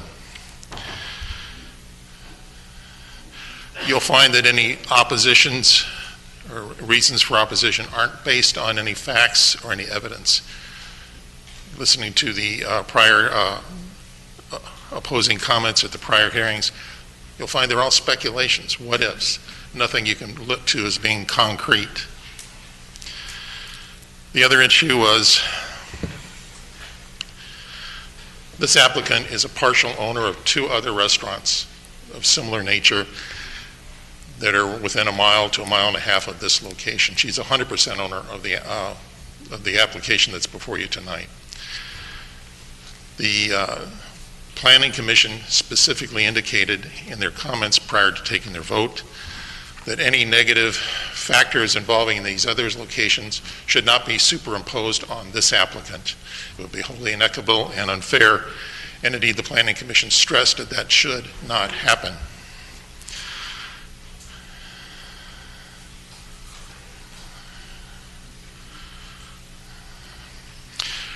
Finally, since I know my time is running up, it's been about 30 years since I was a city councilman and a mayor of another city at the northern part of this county.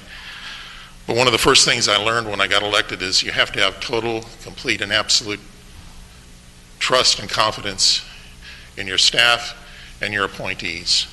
In this instance, your planning staff, your police department, and your planning commissioners, all of whom have worked diligently to bring this about and make their decision, which I believe was an appropriate one.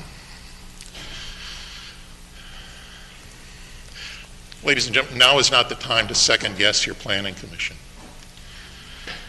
Indeed, such an action should only be undertaken under very rare and extreme circumstances which simply do not exist here.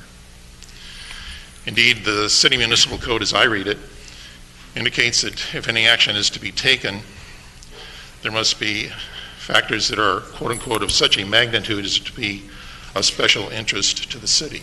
Thank you, sir. Your time is up. Thank you. I appreciate it. Reuben Smith. Thank you, Vice Mayor and council members. Appreciate the opportunity to be before you today. As you know, I'm also a resident of Santa Ana, and our firm is also located in Santa Ana. And we are also counsel to Mariscos Hector's. They have been a client of the firm for many, many years, and so when I found out that this event was coming tonight, I volunteered to come here and say some good words on her behalf. This is a restaurant that's been around for 30 years. This is not a new restaurant. This is a restaurant that has a great story. The owner of this restaurant, as I stated earlier, she's the only owner of this specific site. And she was a waitress when she was 19 years old at this restaurant. And a number of years down the road, the owner thought so much of her that offered to sell her the business. And in 2005, she purchased this business, and this business has been there since 1988. She has been supported by the neighbors, so you'll see you have a list of about 20 letters. Those are all the immediate neighbors around her. She went to all of them, and you'll see that you've got the support of those local neighbors. As was stated earlier, the police commented that there's no concerns, and they're supportive of this application. Our client needs the Type 47 ABC license to remain competitive. A number of other licenses have been granted to newer restaurants, and this is a woman-owned restaurant that really, needs this license in order to be competitive with all those other restaurants in the area that have just been recently started. And so she has approximately over 100 employees, and 80% of them are Santa Ana residents. So in order to keep up with the cost of running a restaurant, this is something that's very essential to her, and it also benefits quite a few residents in the city of Santa Ana. So we would ask you to support the Planning Commission's decision to approve the Type 47A ABC license and vote. In this case, it's a no. So I want to make sure that that's clear. In this case, a no vote means that the planning decision stays. So thank you for your time. Appreciate it. Thank you. Thank you very much. Mark Goggin, last speaker.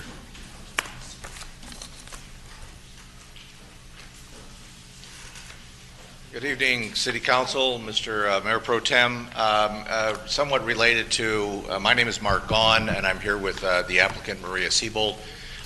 Somewhat related to the resolutions that you were having here a little while ago, I wanted to congratulate the city for, and in particular for the work of Councilman Solario, yes, the $1 million grant from the California State Coastal Conservancy to improve Santiago, the park improvement. That's one of the many things that you guys are very good at, going after state dollars and other such things. I congratulate you for that effort.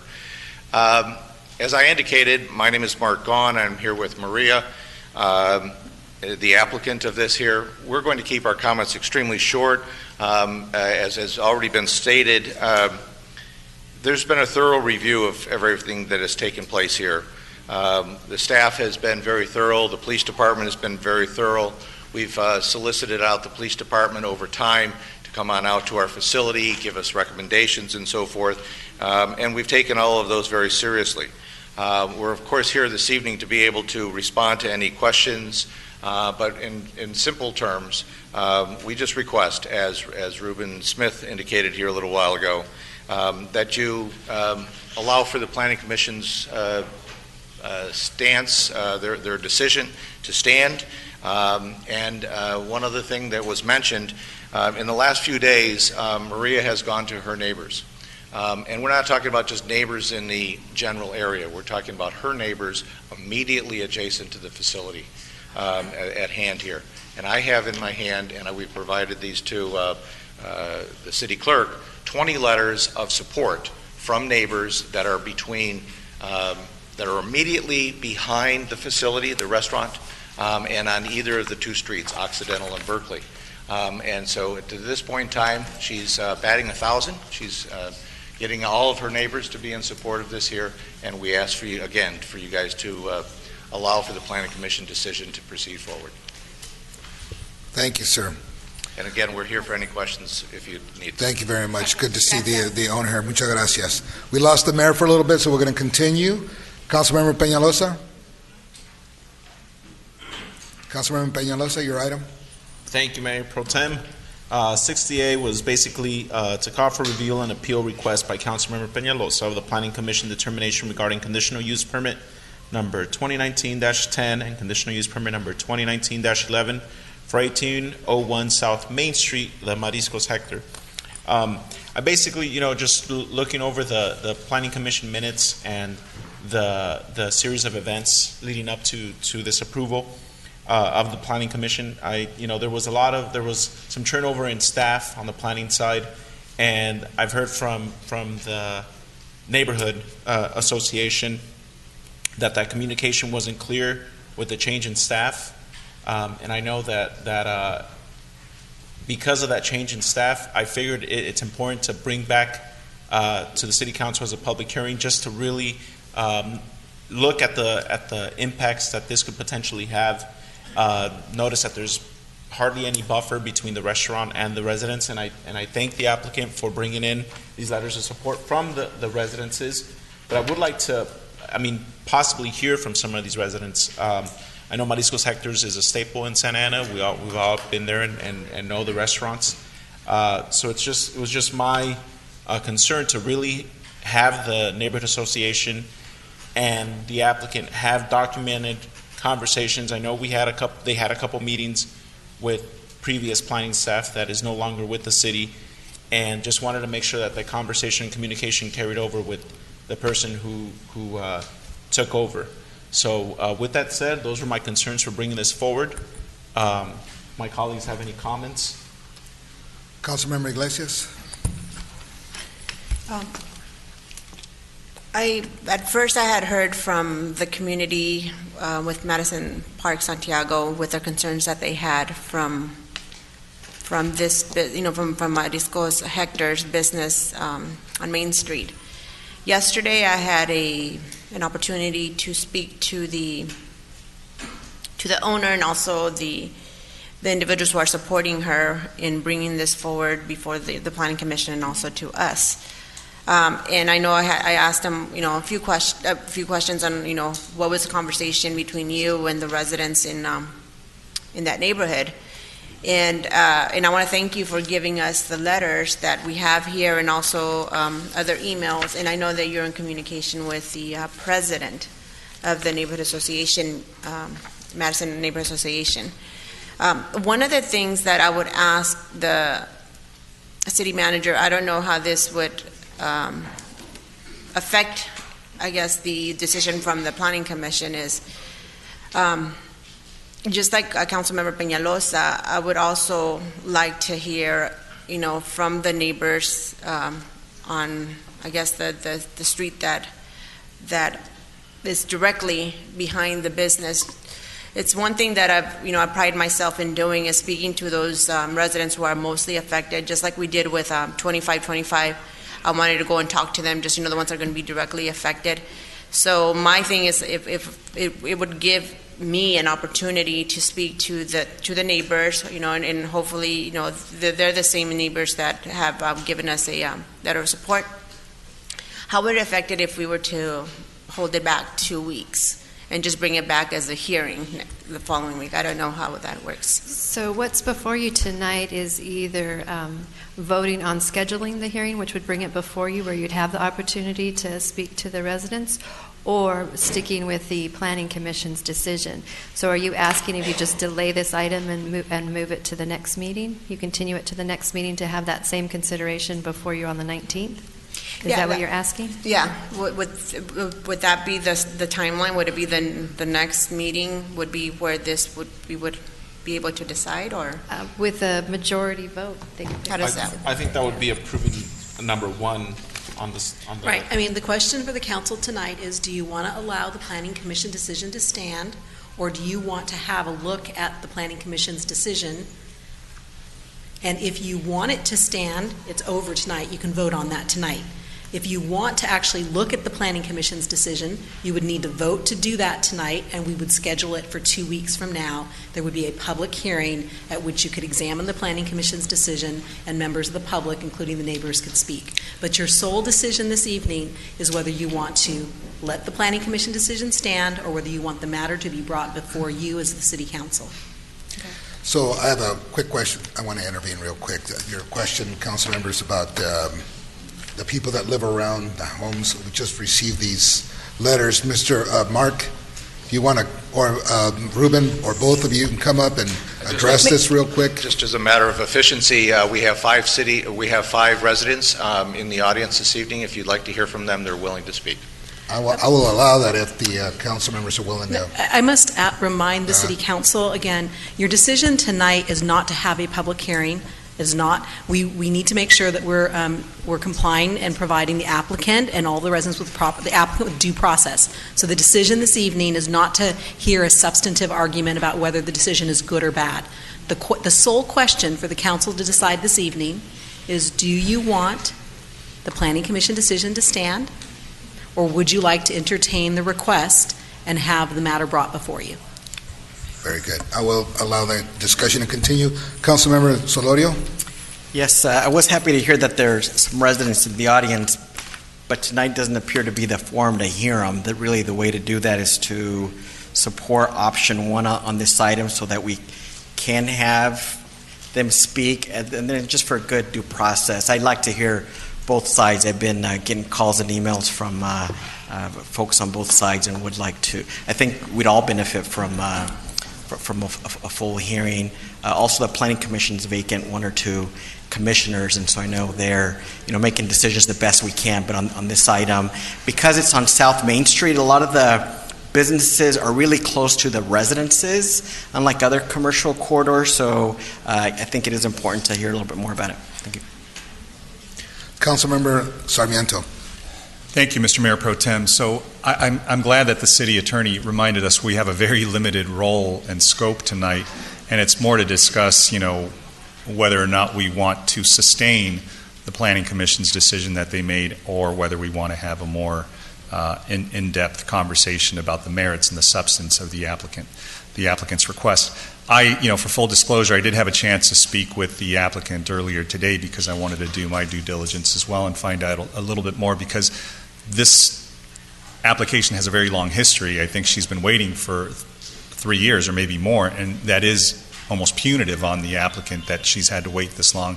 So, without getting into the merits of it, I do think that she has a right to also defend herself, and it seems like, she hasn't had that privilege. And unfortunately, the neighborhoods that are opposing haven't really given her the forum to do that. And I almost feel like it's almost a moment of vindication where she can have to explain her story and tell her story, as was done by some very well represented folks who are speaking on her behalf. But I think her story is even more compelling. So to the extent that we all can hear that, as well as, the sad thing about it is I don't see any residents here, with the exception of these 5. I don't see anybody from the neighborhood association, which is a little unfortunate, because I know that they were the ones that contacted.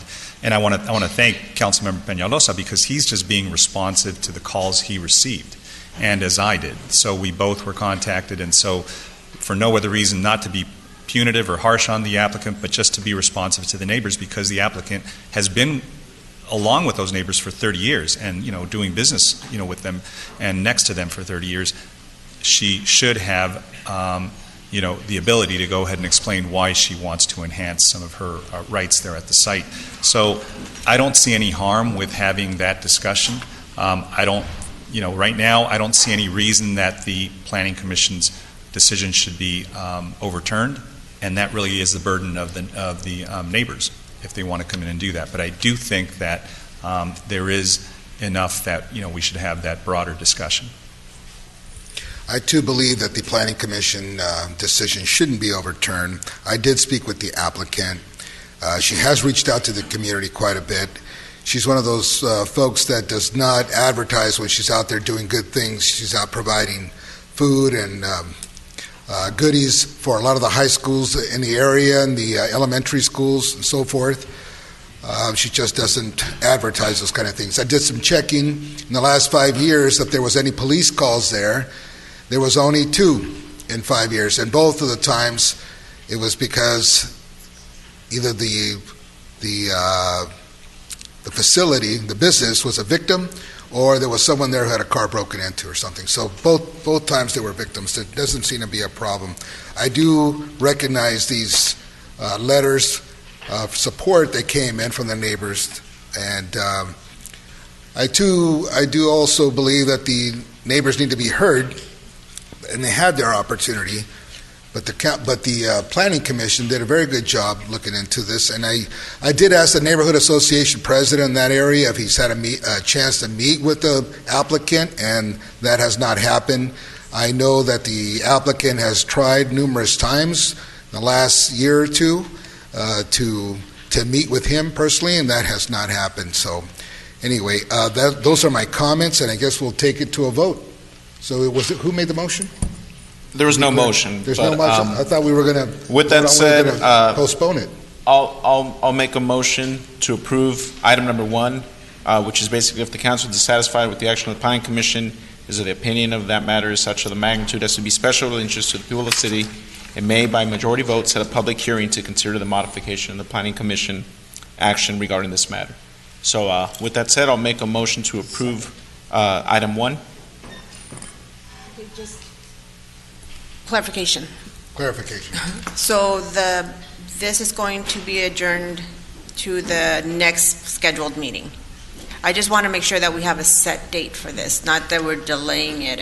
So what you're voting on is bringing it up and having a public hearing, which we will get on the agenda on the 19th. On the 19th. Okay. And with that motion, I just want to make sure that we're not just making a motion to have a public hearing. I want the applicant to meet with the residents again and have a broader discussion because of the change in staff that we had this summer over this item. So with that said, I believe we had a second by I think Mr. Smith. I just wanted to make it clear, we have no problem meeting. We tried meeting with them, and the associations did not want to meet. Said they didn't have time to meet until next year. And so they're not here tonight. They had the same notice. They knew that this was happening. I made a call, didn't get any response. I think that this is really a penalty to a woman-owned business who's done a great job, who's really been working hard. There's no complaints. You have no police complaints. You've got all the nearby neighbors, adjacent neighbors supporting this application. And so this isn't 20 neighbors who are, a mile away. These are the ones right next to this establishment. Yeah, there's no doubt in my mind that the business owner is a great person and does a lot for the community, but I think, in order to do our due diligence with the residents that have reached out to us, as well as the applicant, it's important that we bring this back as a public hearing. So that was my motion, and I believe Councilmember Solorio seconded it. We'll see if it doesn't pass, then that's it. Thank you. Appreciate it. Thank you, sir. Mr. Smith. Councilmember Sarmiento. Yeah, and not to belabor the point, but to the extent that the applicant, if there is no response from the neighborhoods or any of the people that spoke out against this, please bring that back. Yes. And for me, that's going to be very dispositive, right? So if that's the case, and I think because she's waited 3 years, I don't think 2 weeks is going to be that punitive, because nobody's saying that there is any compelling reason to deny the request. It's just simply to go ahead and make sure that we're thorough and we're responsive. So that's... Okay, so everyone's clear on the motion. Go ahead and push your button.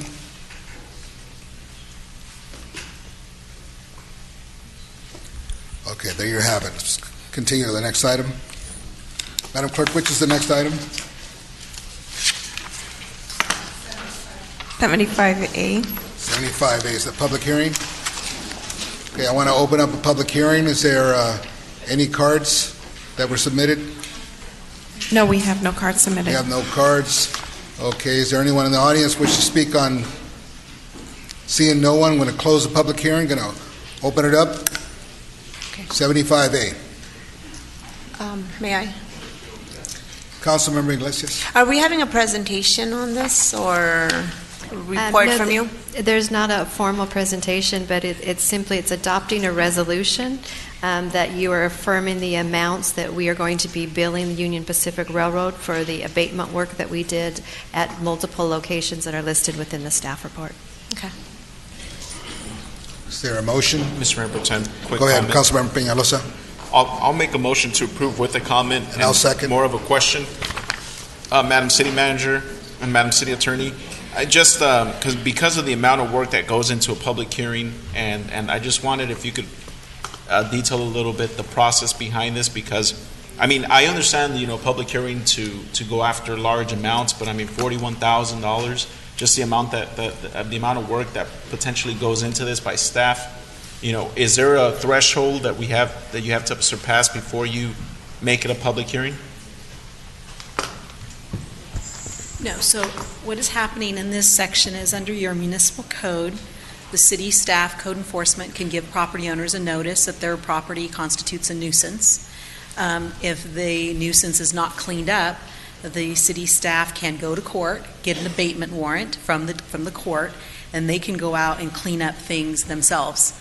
Then the process requires, for due process, that they come back to the city council and say to you, city council, we cleaned up the property and it cost us $41,000. If it had cost the city $5,000, they would still have to come back to you. So before the city can actually move forward to actually recover those costs, you're the body that basically says, yes, you went out there, we saw that you cleaned up the property, and this is the opportunity for the property owner to come tell you that the $41,000 is not appropriate if they want to fight it. My understanding is the property owner was well aware of tonight's hearing and even indicated that they would not be here.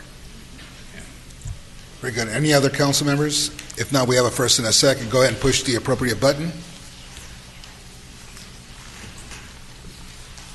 Motion For clarification, passes. who was the second? For clarification? Second the item.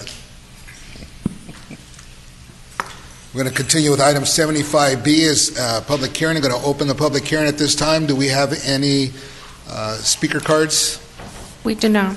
We do not have any speaker cards. Anyone in the audience wish to speak on 75B? Seeing no one, I close the public hearing at this time. And is there a staff on this, 75B? Certainly, Mayor Pro Tem and council members. The item before you is to adopt an ordinance which would amend the regular parking meter rates, taking them from $1.50 per hour to $2 an hour, and then it would also establish the hours of parking meter operations on a Sunday, so it would be Monday through Sunday, 8 a.m. to 10 p.m. The structure parking rates, based on a resolution, I have the authority to adjust those without coming back to council. And so I did propose an adjustment to the parking structure rates to go from $1 to $1.50. And we have maintained a 50-cent differential between the parking structure and the meters, because the meters are the more premium spots up front. So we went to encourage people to go to the parking structure if they're going to stay for a while and visit the downtown area. Additionally, there's a resolution that we are recommending you approve, and this is one that we talked to the Downtown Inc. and the Santa Ana Business Council on, and that is providing free parking in the structures for a 2-hour period to encourage visiting the merchants in that area. So those are the 2 items that are before you, and I certainly can answer any questions you may have. Okay, very good. Do we have a motion to approve? Move the item. There a second? I'll second. All those in favor, please Comment.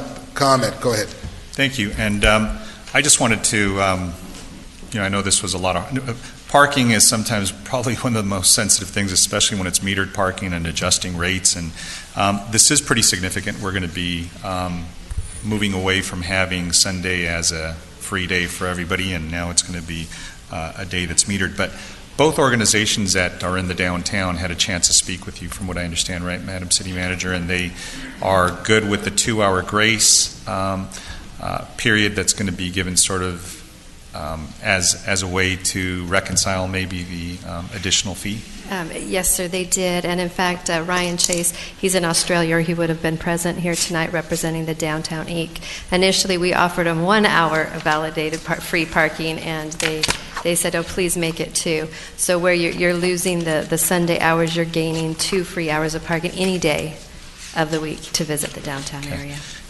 And I saw that there's going to be a loss of revenue that's going to result as a function of this, and that amount is? We estimate that a 2-hour free parking, it could decline the revenues by about $113,000. Okay. So that money that's lost, or maybe that we don't generate as a result of this, there is a value to that as well, because just so I understand the way the mechanics work, somebody comes in and goes into a restaurant or goes into a shop and is parking for an hour and a half, they can get their validation from the merchant. Is that the way it works, or how does it? No, some of the improvements that we've done since you did your modernization plan back in, I think, 2015, is we have moved away from manned operator booths, and we have all automated gates. So how we would allow for 2 hours of free parking, it would be programmed into the arm. So if you go into one of our parking structures and you park, let's say, 3 hours, and as you're leaving and you insert your ticket, it's not going to charge you for the first 2, it's just going to be that 3rd hour. If you were in there under 2 hours, it's just going to lift the arm up for you to exit the parking structure. Got it. So that they don't need to validate, they can just be in our downtown area for those. We talked about validation, but the feedback we got on that, it would be too complex to distribute the validation. No, this makes sense. It's a better system. I'm just trying to see for some of those businesses that are more, they don't really rely on vehicle traffic and they rely on pedestrian traffic, because there is a lot of pedestrian traffic. Is there any benefit that they receive from these adjusted rates? I guess probably not at this point, right? I'm sorry, what's the question? Yeah, I'm trying to think. I'm trying to think. Is there some way we can somehow of this, of these funds that were being lost, if we can roll it into some of the loss mitigation relief that could be discussed? So I wish we could right now, and I can have, if you like, the finance director come up and talk about the state of the parking fund, but right now it's in the red. So that's one of the reasons we want to offer the 2-hour free, because we know the merchants are suffering right now due to the streetcar, but on the other hand, we need to keep it somewhat balanced, so that's why there's an increase as well that's taking place. But the funds that come in from all of the parking revenues, they are committed to paying certain expenditures, and there is money that does flow back to the Downtown Business Inc. and the Santa Ana Business Council from the parking fund. Good. And the good thing is we're also pushing folks into the structures, which is a good thing as well. So, all right, thank you. I'm supportive. Okay, very good. Councilmember Solorio. Thank you. I do want to compliment staff for the creativity of putting this together. I know the merchants on 4th Street, some suffer more than others. And then you have the issue too, some are the business owners and some are the property owners. I think the property owners are sophisticated enough to know that once light rail comes in, that their property values are going to go up and they'll benefit from it. It's the business owners that may not be the property owners that could suffer. So I think this is helpful. But to the extent that there are issues or problems, we can always bring back and revise. I would think. So I think we just need to be mindful that if there are some things not working or other improvements that, we'd like staff to keep us abreast of what those issues are. I'm glad you brought that up, Councilmember, because the resolution for offering the 2-hour free parking, it's also authorizing me to adjust it if needed in the future. Thank you so much. Councilmember Peñalosa. Thank you, sir. I just wanted to just to point out that I came into this role wanting to make parking free across the board in our downtown to mimic, the other downtown areas in Orange County. And obviously we're not heading in that direction, but I do like that you have the 2-hour, validation from just 2-hour free parking in the structures. If it's under the 2 hours, it'll be free. You didn't mention the Sunday part. I read it afterwards, but I just wanted to point that out. But I do like that we're going to be looking at the 2-hour free grace period, which I'm happy with. I think that was it. Okay, we have a first and a second. All those in favor, push the green button.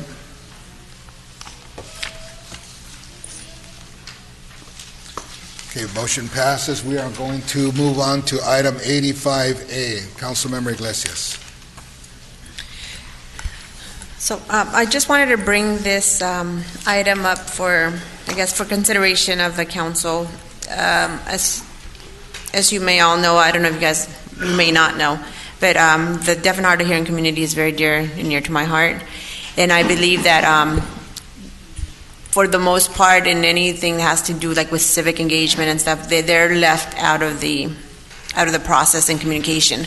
So one of the things that I was able to move forward when I was in the school district was having the sign language interpreters at our city council meetings, because it's very important for the entire community to be able to see what is happening at our meetings. So my goal with this, if the direction and the support of my colleagues, is if we could have some type of interpreter service here. And the way it works, and I don't know if this is something that we would have to go and see how much it would cost. I know with the school district, it was maybe in the $40,000 a year to have an interpreter, and at the same time they'll be signing here, interpreting for us, and then the cameras would be able to capture both us up here and also the interpreters at the bottom of the screen. So I'm hoping if that is something that we would want to consider, is very beneficial in here in Orange County. Actually, in Santa Ana, we have the Orange County Deaf and Hard of Hearing program, which is at Taft Elementary School, which is a part of Santa Ana Unified School District, and it's here in Santa Ana. So I just wanted to thank Councilmember Sarmiento for being able, for supporting, and seconding this item, but I don't know if there's anything else that you would want to say, but I'm hoping that we're able to bring that service to that, to our deaf and hard of hearing community. Councilmember Sarmiento. Thank you, Mr. Mayor Pro Tem, and thank you, Councilmember Iglesias. I am very supportive of this item, and I appreciate the leadership on this, because, we've always considered ourselves, a very inclusive, accessible community, and I think we do have a large population of folks who are hearing impaired, and so to the extent that we can provide those services, they're entitled to know what we do here, and we certainly want to make those services available. And obviously at the school district, they've already tackled this issue, so we certainly don't want to get left behind, and make sure that all of our residents understand the business that we do up here. That we certainly should try to extend as many efforts as we can, and to the extent that this item is going to provide us some options of how we can address this, I certainly am very, very supportive of this item, and thank you once again for bringing this forward, Councilwoman. Thank you very much. Councilmember Solorio. Yes, just because this item is written a little generally, is the idea to come back with the recommendations and options, which I think would be fine, because maybe there's a range of ways of doing this, but I would like to know what the costs might be, and might we get additional requests for other languages and what we do about that. And I think, too, most of our agendas probably have towards the bottom some language about if there are any special accommodations necessary that we can provide translation services or any other accommodations to address any disability. So if this item does move forward, and if that's the general intent, I'm okay, but I don't know that I have one specific way of addressing it, because it could open up some other questions and issues as well. Thank you for the question, Council Member. So residents actually can request for sign language interpreting services along with any language interpreting services by contacting the city's ADA program coordinator. And you're correct, it is listed at the bottom of the cover of the agenda. And I did contact also the school, Santa Ana Unified School District, to find out what brought them to that point where they had to, where they decided to provide the sign language interpretation services. And it turns out it was because they have a deaf and hard of hearing regionalized program. And so the demand came from the community. And then I did also find out the pay rate is $95 an hour, $85 an hour for scheduled times, and then if we were to ask them to come like the day before, it'd be $120 an hour.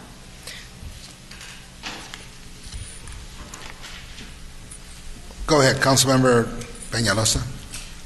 Thank you, Councilwoman Iglesias, for bringing this item forward.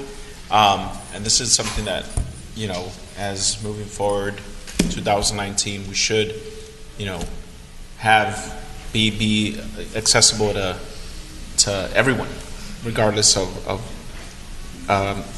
their disabilities and whatnot.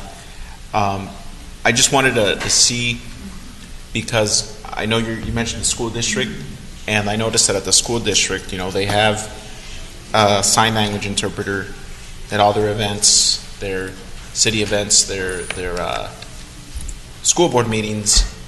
So I would like to see what that would look like for us. Like, do we want to have it at just the city council meetings? Do we want to have it at any official city event? Do we want to?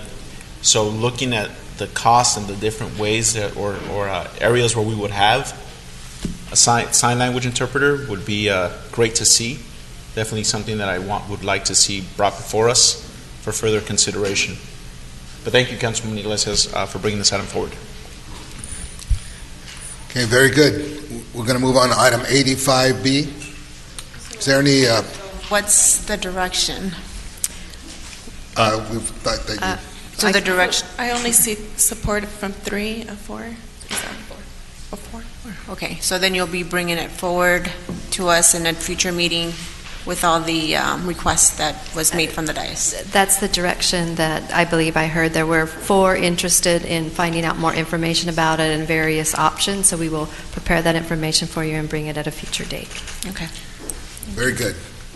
85B. Is there any speaking cards? We do. Madam Clerk?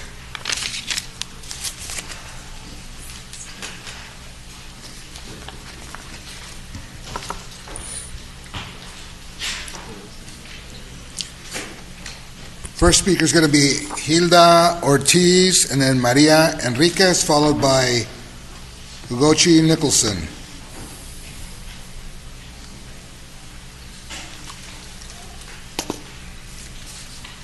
Hello, good evening, Mayor Pulido and City Council members. My name is Hilda Ortiz, and I'm here on behalf of Latino Health Access today.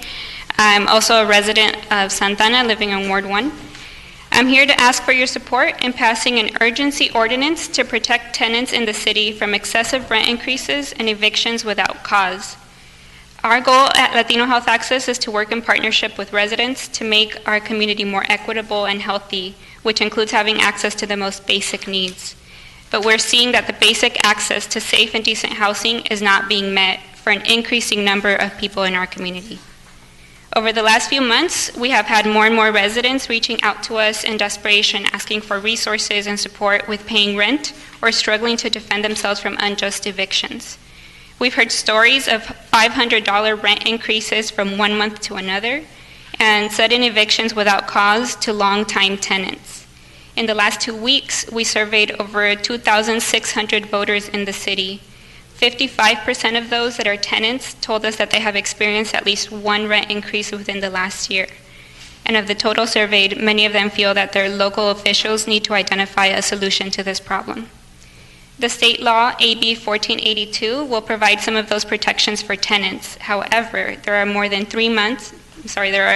3 more months before the law is implemented, leaving over 180,000 tenants in Santana vulnerable to unjust evictions and excessive rent increases.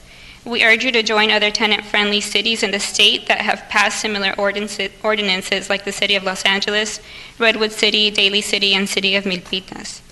LHA has been working with the Public Law Center, and we are ready to provide draft language for an ordinance that includes 2 points. 1, a rent increase limit to the current local CPI of 3.3% from October 9th, from when the law was signed, to December 31st of this year, and 2, protection from evictions without cause as defined in the state law. We ask you to direct staff to bring back an ordinance for approval by the next City Council meeting so that we can address this urgent matter in our city. Thank you. Thank you. Maria Enriquez, followed by last name Nicholson, followed by Silvia Arandaño. Buenas tardes, concejales de la ciudad de Santana. Mi nombre es María Enríquez. He vivido en la ciudad de Santana por 22 años. Mi representante del concilio todavía no tenemos ahorita, por eso les vino a pedir ayuda para que todas las familias de la vivienda del distrito donde yo pertenezco, como inquilinos hemos vivido mucho tiempo por ocasiones por el costo de la vivienda. Yo soy una viuda orgullosa de madre de 2 hijos que están estudiando, uno estudia en la universidad, otro en la high school. Yo soy la fuente de ingreso de la familia. Yo vivo en una vivienda de bajos recursos. Acabo de recibir una notificación de aumento de renta de mi vivienda y a pagar también a la diferencia de lo que es el depósito. De lo mismo que el incremento que ha podido ser, yo sea una de las personas de mucho de la comunidad que pueden ser desalojados por no poder pagar la vivienda. Los inquilinos, yo hablo por todos los de cientos de que represento al mi distrito y también a una red de vecinos que consta que la vivienda ha sido un descontrol y ha ocasionado muchos estragos a nuestra comunidad. Gracias al gobernador Nixon, quien implementó la ley estatal AB 1482, pido el apoyo a todos ustedes a aprobar una ordenanza de urgencia para proteger a los inquilinos de la ciudad de Santana mientras esperamos el implemento de la ley estatal AB 1482. ¿Quién está de acuerdo a que todos podamos tener la ordenanza aquí? ¿Pueden pararse de pie los que me apoyan para que haya la ordenanza? Con motivo de esto, hemos estado pidiendo a ustedes, por estas fechas la comunidad está quedándose sin poder pagar la vivienda y los costos han sido muy elevados y por eso yo les pido en estas acciones que vienen en la acción de Navidad, acción de gracias, y les pido que apoyen esta ordenanza temporal por el beneficio de toda nuestra comunidad de la ciudad de Santana. Gracias.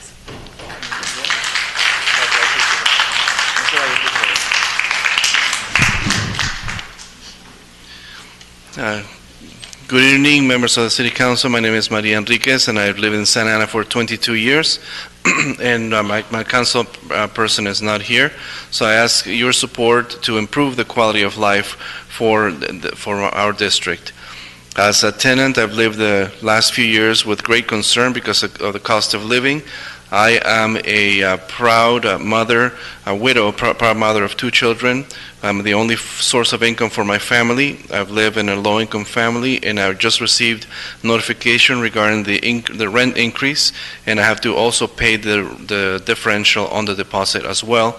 Because of this increase, I might be kicked out of my place if I do not pay the increase for the district that I represent, the place that I have. I'm speaking not only on my behalf, but also the hundreds of tenants that are experiencing rent increase and the lack of control that is causing a lot of trouble in our community. And thanks to Governor Newsom, who implemented State Law AB 1482, I'll ask for your support in protecting tenants in the City of Santa Ana while we await the implementation of AB 1482. And now the difficult times are coming. We are a few days from Thanksgiving and Christmas and the holidays where families, we want to share time with our loved ones without the concern or fear of being kicked out of our places because we cannot pay the rent. Other cities are also passing urgency ordinances similar to this. So I ask for this temporary ordinance that will benefit many in our community. Thank you. Welcome. Thank you. Good evening. My name is Ugochi Annabera Nicholson, and I'm an attorney with the Public Law Center. Good evening, Mayor Pro Tem Villegas and council members. We stand in solidarity with the tenants that you've heard from and the tenants that are coming to speak regarding the need for an urgency ordinance in advance of AB 1482 coming into effect on January 1, 2020. After the governor signed the law on October 9th, a lot of advocates, including myself and my office of Public Law Center, we saw that landlords are trying to end run around the protections provided under AB 1482, specifically the rent cap of 5% plus cost of living and the just cause eviction protections that will exist for housing that is eligible to be covered under the law.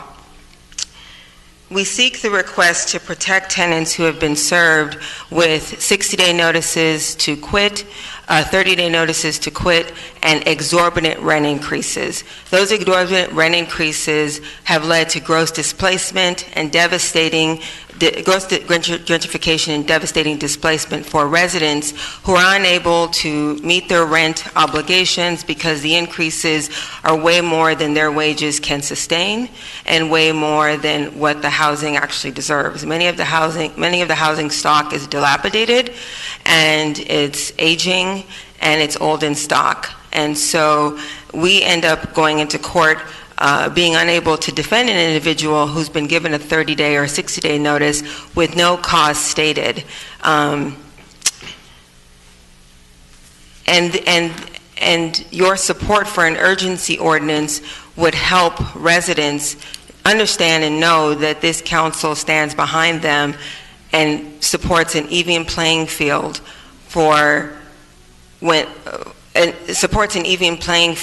when they are going into court faced with an eviction. Other cities recognize that landlords have tried to end run around the protections of AB 1482, and as a result of that end run, immediately enacted emergency ordinances. Los Angeles, Milpitas, San Mateo is actually considering one and has put forth one for November 4th. I don't know if they've passed it, but they've put one forth because everybody understands that the need to protect tenants from these exorbitant rent increases as well as lack of cause for the eviction is necessary to keep people secure and safe in their homes. Thank you very much. Thank you. Sylvia Arandaño, followed by Fausto Ramírez, followed by Teresa González. Buenas tardes, alcalde Pulido y concejales de Santa Ana. Mi nombre es Silvia Bendaño y he vivido más de 20 años en Santa Ana. En primer lugar, quiero agradecerle a Vicente Sarmiento, que es el que me representa, por haber contestado personalmente la llamada que le hice.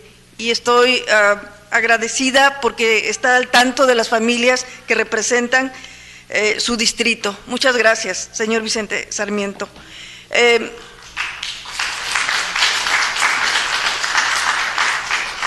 Yo llevo viviendo 20 años, como ya lo dije, en Santana. Yo viví 17 años en una casa que estaba en la MEN y de la cual fui desalojada hace un año. Y hablo en representación de las mujeres que son llamadas mujeres de la MEN. Mis vecinas fueron desalojadas apenas en mayo de este año y es un drama. Yo quisiera que ustedes escucharan. Es un drama ser desalojado, es un drama que los niños de estas familias que suman 15 ancianos y mascotas, un adolescente incapacitado, estén buscando un lugar por más de un año, casa. Sí, es algo muy desesperante tener que perder todo. Estas familias vivieron más de 20 años, más tiempo que yo, y ahora se encuentran buscando un lugar.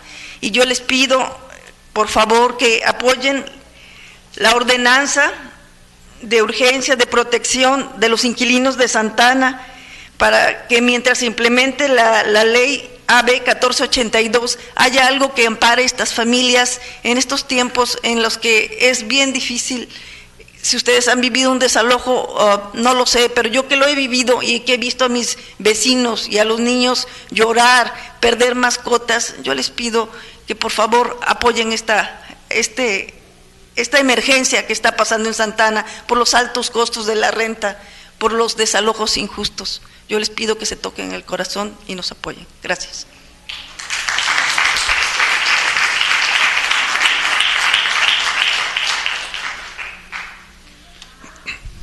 Good evening, Mayor Pulido and members of the City Council. My name is Silvia Beldaño, and I've lived in Santa Ana for over 20 years. My representative is Vicente Sarmiento, and I want to thank you because you personally answer my call, and you're always looking for after the concerns of families in your district. So thank you for that.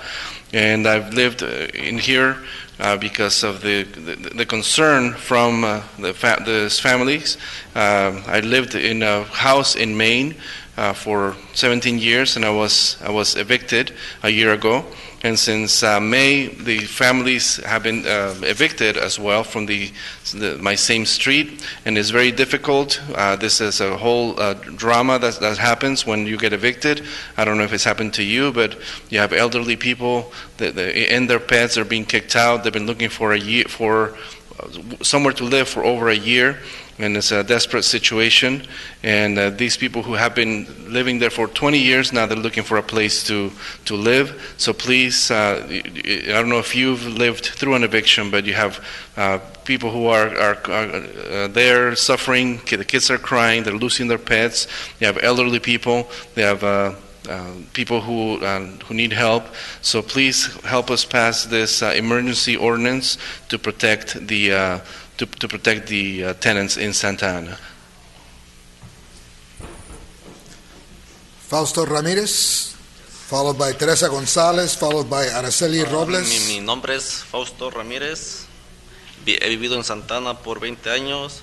Mi representante es David Peñalosa. Por lo que le pido ayuda y apoyo para mejorar la vida de las familias que viven en este distrito. Como inquilino he vivido los últimos tiempos con una gran preocupación por el costo de las viviendas. Agradezco a los concejales Peñalosa por recibir nuestra llamada y poner en punto en la agenda.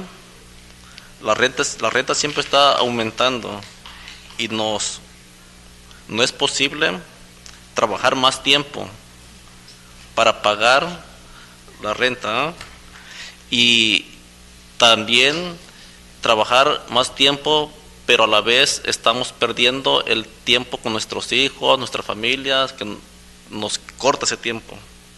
A veces sube la gas o sube el agua y a la vez nos aumentan a nosotros.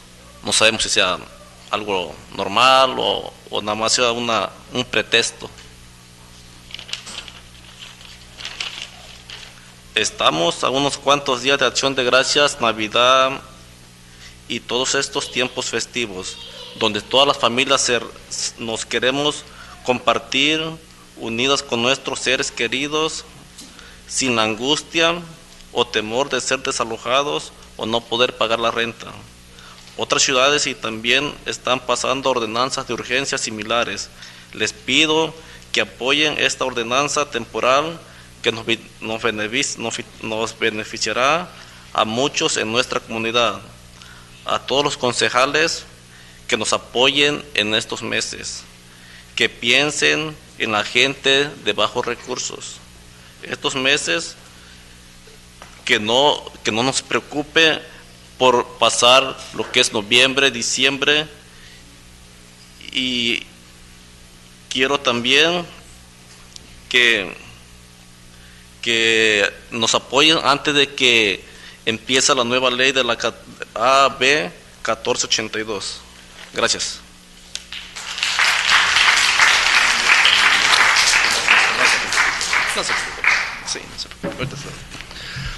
Good evening, Mayor Pulido, members of the City Council. My name is Fausto, and I've lived in Santa Ana for 20 years. My council representative is Mr. David Peñalosa. So I ask for your support for improving the quality of life for the people in the district that you represent. As a tenant, I've lived for the last few years with great concern because of the cost of living. And Mr. Peñalosa, thank you for receiving our call and for putting this item on the agenda. Rent is always increasing. It's impossible to work more time to be able to afford the rent. If we work more time, we have less time to be with our kids and be with our families. And then when the rent goes up, everything else goes up. The gas goes up and water goes up. And I don't know if it's normal that happens or just an excuse to increase the costs. Thank you. Let me call on Teresa Gonzalez, followed by Araceli Robles. Oh, I thought you were done. You're not done? Almost.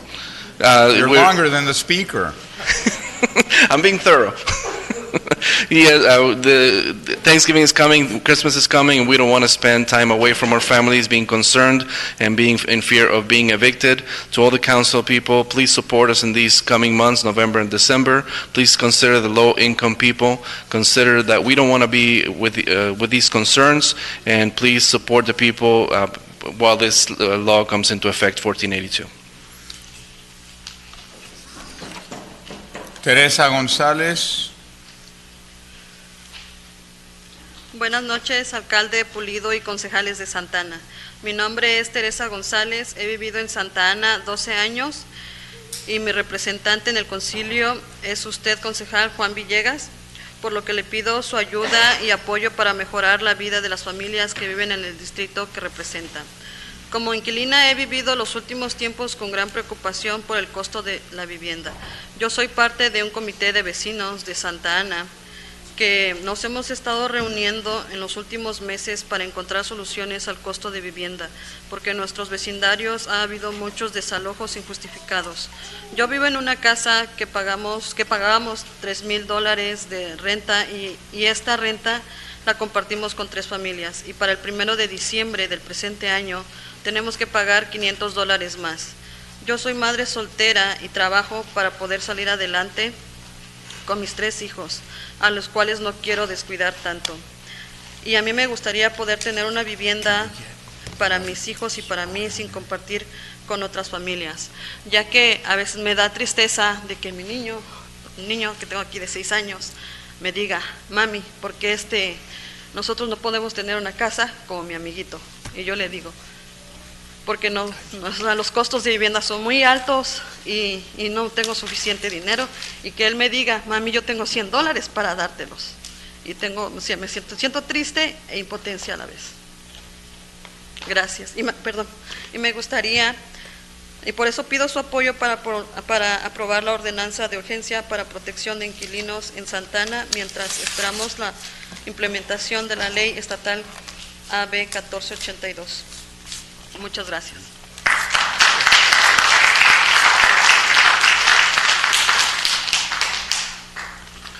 Good evening, Mayor Pulido, members of the City Council. My name is Teresa Gonzalez. I've lived in Santa Ana for 12 years, and my City Council representative is you, Mr. Juan Villegas. So we ask for your help and support the families that live in the district that you represent.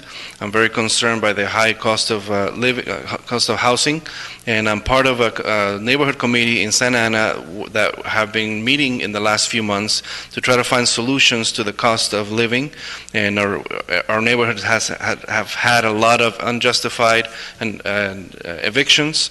And I live in a house where we used to pay $3,000 per month, and we share this rent among 3 families. On December 1st, we have to come up with $500 more per month. I am a single mother, and I work to be able to support my 3 children, and I don't want to leave them alone so much. And I would like to have my own place for my children, so we don't have to share with other families.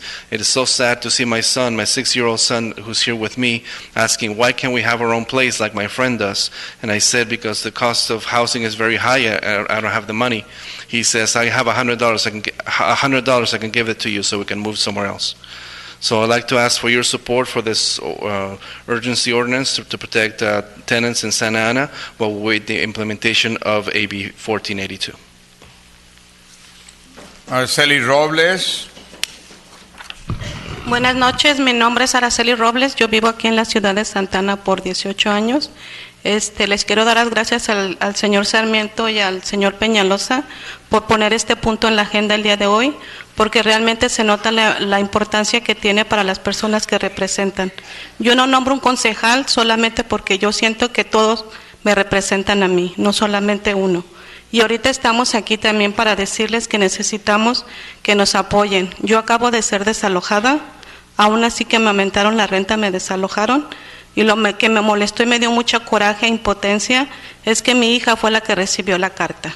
Ningún hijo de nosotros merece recibir esas noticias cuando están saliendo de la escuela. Otra cosa que también les quiero pedir al señor Villegas, al señor Solorio, que desgraciadamente se salió de la sala, pero que espero que pueda escuchar, y a la señora Iglesias, que por favor tengan la delicadeza de contestar, al señor Pulido también, cuando tengan la delicadeza de al menos contestar cuando los queremos contactar. No solamente tomen la voz de los desarrolladores o de las personas que tienen más dinero, sino también la comunidad. La comunidad tenemos mucho respeto y valor que estamos aquí, y nosotros les estamos pidiendo realmente que tengan un control de renta, porque la obligación de ustedes es proteger su comunidad. Y no solamente cuando están en campaña nos prometen y la verdad no nos cumplen. Yo desde el tiempo que tengo aquí, que estoy con el concejal Villegas, concejal Solorio, nunca he escuchado que nos han atendido de una manera respetuosa y que nos atiendan la primera vez que les llamamos como comunidad. Yo los invito realmente que nos escuchen. Nosotros no nos están haciendo un favor, realmente ustedes decidieron representarnos y estar en esa silla para representar los derechos y las necesidades de todos nosotros. Y yo ya dije, si me vuelven a desalojar, me voy a tener que ir a la casa del señor Pulido a poner una casa de campaña, porque yo no tengo familia aquí que me ayude para pagar $8,000 que tuve que pagar por un apartamento que estoy viviendo ahorita, y que tuve que separarme de mis hijos porque no tengo el dinero suficiente para tenerlos conmigo. Y eso nadie se lo merece y no se vale. Y ni modo, señor Pulido, me va a tener que aceptar en su yarda si me vuelven a desalojar. Gracias.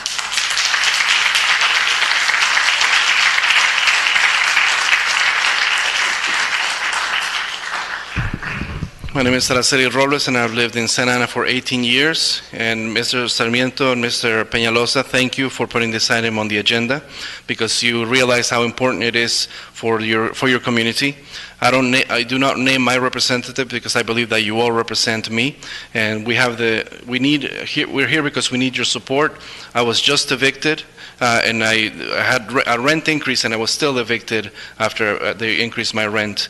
And the sad part, and what angers me the most, is that my daughter is the one who received the letter, and no kid should be receiving letters like that when they come from school, informing them that they're being evicted. So, Mr. Villegas, Mr. Solorio, who stepped out of the room, Ms. Iglesias, we ask you, Mr. Pulido, we ask you that you answer when the community comes and asks for your help, and not just answer to the developers and people with money.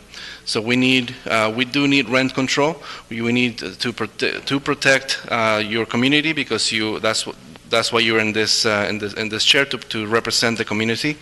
Mr. Villegas, Mr. Solorio, you are not answering the community when they come to you. So please, we ask you to listen to our pleas when because we want you to represent us and represent our needs. If I'm evicted one more time, I'm going to have to move into Polido's place and have pitch a tent over there, because just like right now I had to pay $8,000 to move into the apartment that I am now. I am separated from my kids because I cannot afford to have them with me. So if I'm evicted, I'm moving to your place, Mr. Thank you. Joshua Gonzalez, followed by Jorge Rivera.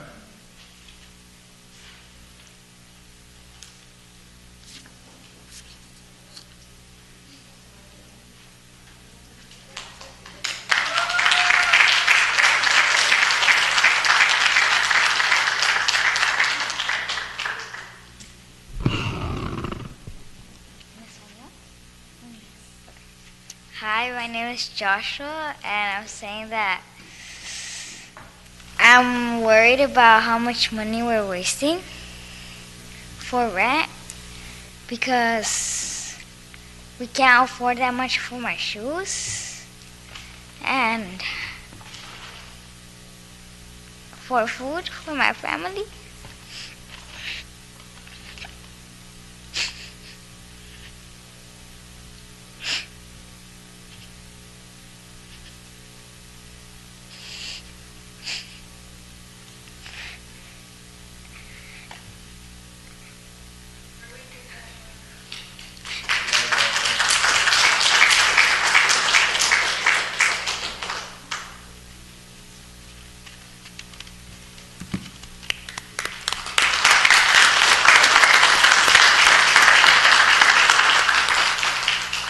Jorge.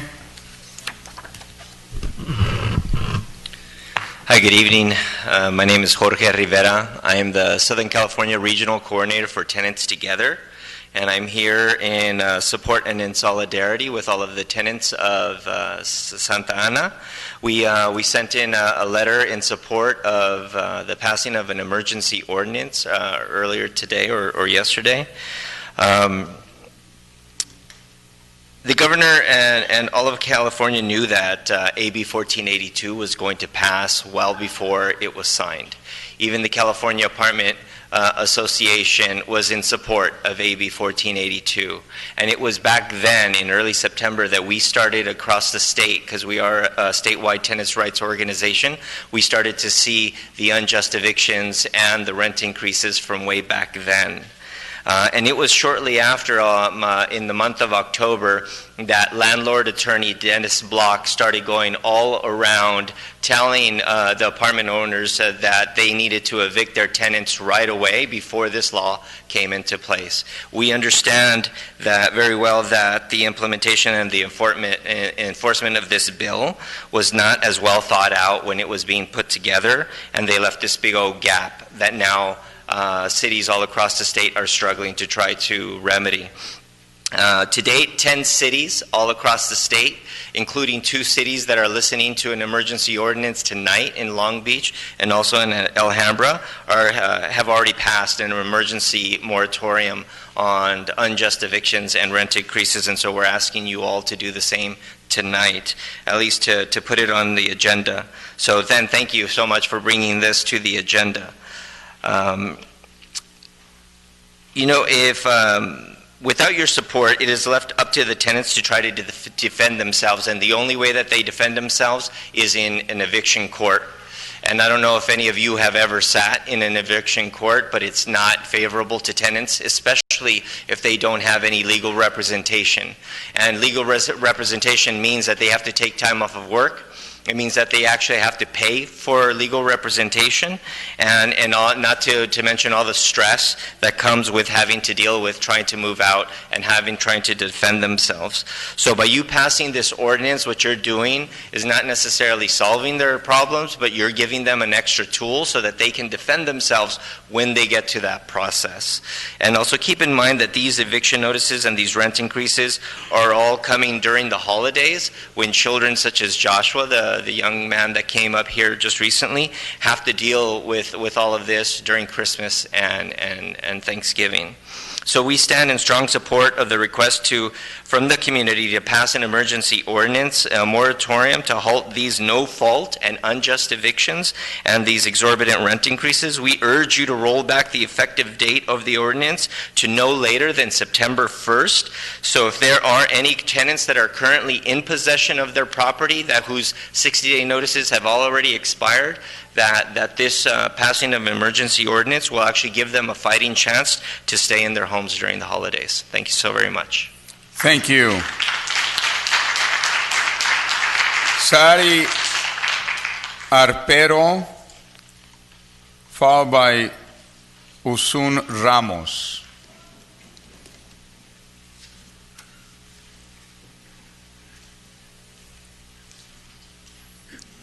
Buenas noches, mi nombre es Saraí Arpero, trabajo en Latino Health Access y prácticamente mis compañeros ya lo dijeron todo. Estamos esperando que apoyen la ordenanza de protección de emergencia para el mes de noviembre y diciembre en lo que hace efectiva la AB 1482. Es responsabilidad de todos seguir protegiendo a los niños, las familias y todas las comunidades deshabilitadas. Como promotora de vivienda he estado atendiendo casos específicamente de adultos mayores que están siendo desalojados o se les están incrementando las rentas. Los desalojos son por causas no justificadas, necesitamos esa protección ya, necesitamos que nuestras familias, mi propia familia, vivo en Santa Ana, trabajo en Santa Ana y necesito por lo menos saber que estos próximos 2 meses voy a estar un poco más protegida. No necesariamente que no me van a incrementar la renta, pero que va a haber un límite justo para mi incremento de la renta y también que no me van a desalojar de mi vivienda por cualquier razón. Esto es en nombre de cualquier adulto mayor de los casos que he llevado personalmente y que no han podido presentarse esta noche y en nombre de las familias que por estar trabajando 2 o 3 trabajos para poder pagar sus rentas. Buenas noches.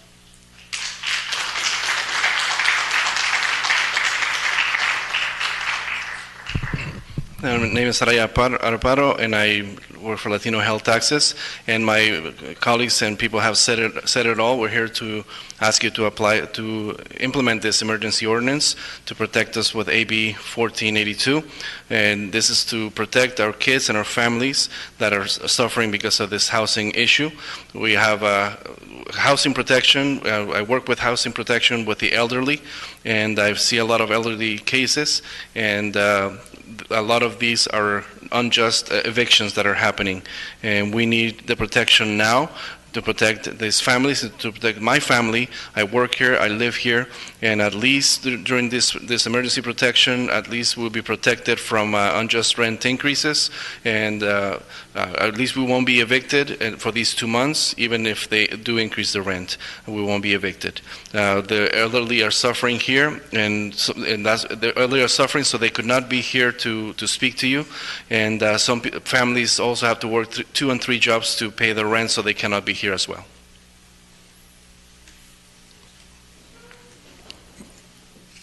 After Ms. Ramos, Airo Cortez. Good evening, Mayor and City Council. My name is Isuri Ramos, and I'm here tonight speaking as a lifelong Santa Ana resident and also as a former Community Redevelopment and Housing Commissioner, one that was elected to serve as a commission chair 2 times. So I mentioned my service on the commission because I saw firsthand the efforts that the city is making to address our housing crisis. I sat on that dais and voted to recommend funding for affordable housing developments, permanent supportive housing, and homeless services, and I commend all of the work that you're doing. The solution to our housing crisis, however, and the city's approach to homelessness must be comprehensive and must also include tenant protections. Our governor signed AB 1482 last month to provide these protections to tenants beginning January 1st, 2020. But as you've heard tonight, tenants need immediate protection from excessive rent increases and no-fault evictions until AB 1482 is implemented. We've seen the city and some of you council members take both stances in the past, and I ask that you do that again tonight. Tonight you have the ability to take action and direct staff to work towards approving an urgency ordinance to provide these protections to your most vulnerable constituents. Thank you. Airo Cortez, followed by Ana Ursula.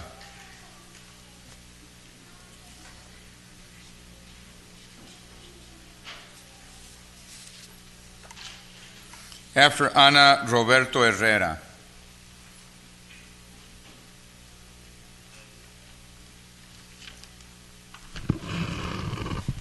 Good evening, Mayor and Council members. Thank you for taking this item on tonight's agenda. I too am here to support this urgency tenant protection ordinance. My name is Ana Ursua. I'm a resident of Santana, and I'm also working with the Santa Ana Building Healthy Communities. It's an initiative representing over 20 nonprofit organizations and community residents in the city.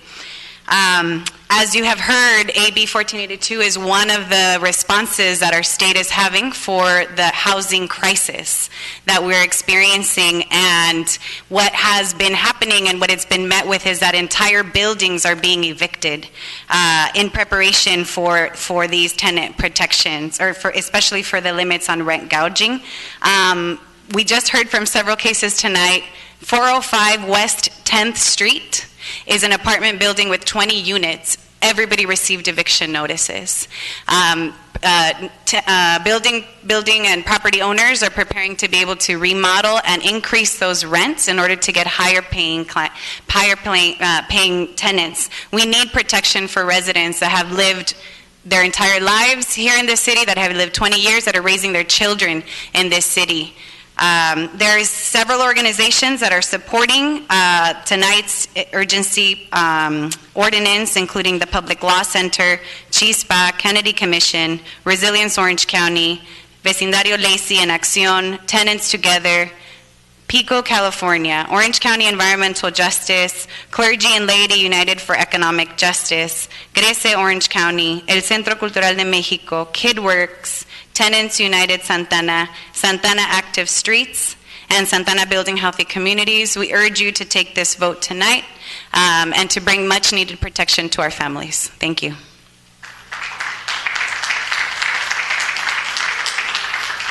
After Roberto Luis Sarmiento.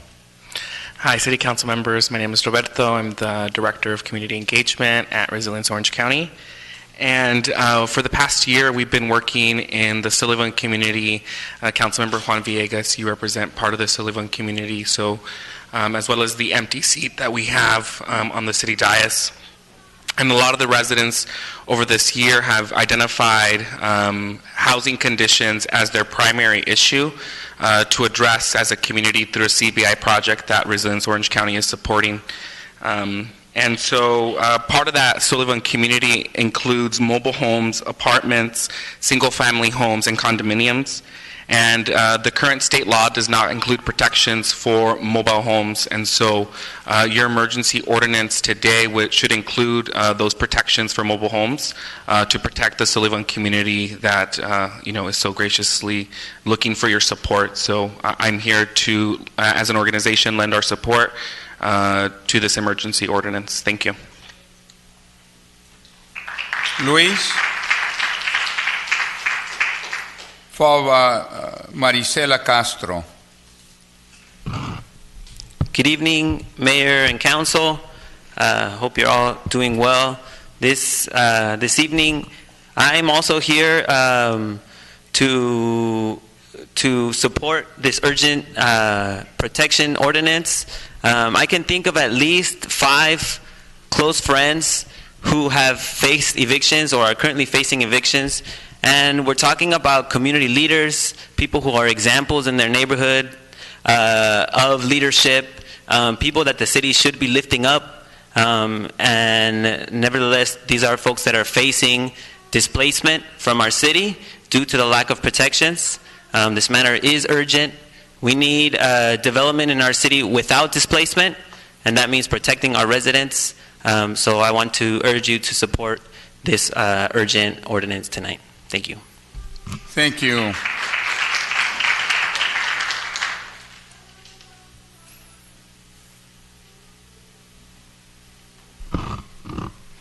Buenas noches. Mi nombre es Marisela Castro. He vivido en Santana 18 años y mi representante en el concilio es usted, concejal David Peñalosa, por lo que hoy les pido su ayuda para apoyar y mejorar la vida de las familias que viven en el distrito que representa. Yo soy miembro del grupo Vela, Vecindario Lacey en Acción. Trabajamos para mejorar las condiciones de vivienda en nuestro vecindario. Quiero agradecer a mi concejal Peñalosa y al concejal Sarmiento por haber escuchado nuestra petición para que nos apoyen a esta ordenanza de urgencia que protege a los inquilinos de aumento de renta y de desalojos injustificados. Y les pido a los concejales Solorio, Villegas, Iglesias y al alcalde Pulido, los cuales no han contestado nuestras llamadas y correos electrónicos, para que apoyen esta ordenanza que beneficiaría a más del 50% de residentes de Santana que somos inquilinos. Pido su apoyo para aprobar la ordenanza de urgencia para protección de inquilinos en Santana, mientras esperamos la implementación de la ley estatal AB 1482. Buenas noches y gracias por escuchar.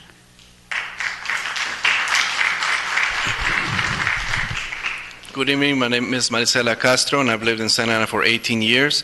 My representative is Council Member David Peñalosa, so I am asking for your help to improve the quality of life for the people who live in your district. I'm a member of Grupo Vela, Lazy Neighborhood in Action, and we work to improve the living conditions in our neighborhood. I'd like to thank my council member Peñalosa and council member Sarmiento for having listened to our petition and to support us in this emergency ordinance to protect tenants from rent increases and unjustified evictions. And I ask council members Solorio, Villegas, Iglesias, and Mayor Pulido, who have not answered our calls or emails, to support this ordinance that will benefit over 50% of the residents of Santa Ana who are tenants. So I ask for your support for the emergency ordinance to protect the tenants in Santa Ana while we await the implementation of AB 1482. Good evening, and thank you for listening. Thank you, and with that was the last speaker. So I'll bring it back to Councilor Benavides and Sarmiento. Peñalosa. I'm just looking at his results, man. Sorry about that. Go ahead, David. That's like the 5th time he's done that this year. I'm about to lose my mind. Okay, 85B. Discuss and consider directing the city attorney and city manager to prepare an urgency ordinance concerning implementation of Assembly Bill 1482. Primero quiero darle las gracias a los residentes que vinieron esta noche a hablar. Sé lo que han pasado, porque me he pasado a mí cuando era niño y a familias que conozco. Muchas gracias por estar aquí, tomar parte de su noche, por estar aquí para comentar en esto. Y es muy importante que sigan involucrados y que sigan dando su voz cuando es posible. So muchas gracias. I just basically thank the residents for coming out tonight, for using their voice as they're supposed to as citizens of Santa Ana, and coming forward and telling us their stories of similar instances that I've seen in families that I know and things that happened to my family when I was much younger. So thank you for that. With that said, I wanted to basically bring this forward because of Assembly. There has been chatter and concerns in the community about, abrupt eviction notices given to residents of the city, and because of the Assembly bill that's going to take place, the Tenant Protections Act, on the 1st of January 2020. And it was troubling to see, and I wanted to hear if those things were actually happening, if those eviction notices were happening, why. And I mean I know why, but it's not right. And especially leading up to the end of the year, these last 2 months, holidays, Thanksgiving, Christmas, New Year's, it is troubling to me to hear of people getting eviction notices and whatnot. I don't know if I haven't heard directly from residents, aside from the ones that spoke tonight, about this potentially or them receiving eviction notices. But if they are happening, I want to be aware of it. Thank you for those that spoke about it, and it's important that us as a council we look at our residents and really see where these issues are and what's happening. Those are my comments. I would like to see if Madam City Attorney and Madam City Manager what we could exactly do, or what the key points of the Assembly bill are. I know what they are, but I wanted to, for the record, to hear legal and what would be our available options to put into place. And I know some of my colleagues might have something to say, so I'd like to hear from them. Why don't we take more comment, and then when you hear more comment, you can respond. Councilman Sarmiento, please. Thank you, Mr. Mayor. And I think, the council member said it well, and I want to thank him for addressing this first and putting this on the agenda and allowing me to join as a co-sponsor on this. I simply, want to thank y agradecer a todos que vinieron a hablar. Gracias por su testimonio. Estamos igual con el mismo temor que ustedes tienen, porque lo que está pasando, lo que puede pasar si no se pasa esta ordenanza es, la verdad, hacer decaer nuestros vecindarios, nuestras viviendas, nuestros hogares, y eso es lo peor que uno puede vivir. So I think the direction that I thought was for us to bring back for consideration an ordinance that would prevent unjust evictions and any rent spiking.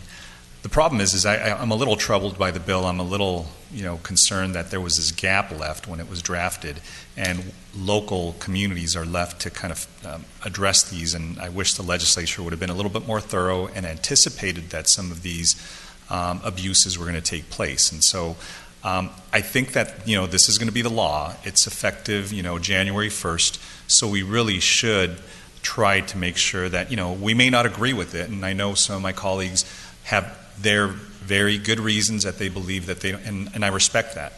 But to the extent that this is going to be the law of the state, we should take steps to make sure that there isn't any abuse between now and the time of implementation. So that's simply, put. I think a lot of us, follow the law. We sometimes don't agree with certain laws, but once it's adopted by our legislature, it really is the law, in California.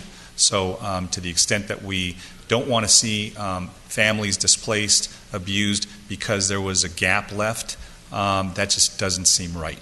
And I think that's where we all have to sort of, think about, is this the right thing to do to allow folks to take advantage of maybe a loophole or something that was missed, by this legislation. So that would be my reason for supporting it, and I certainly appreciate the council member for putting it on.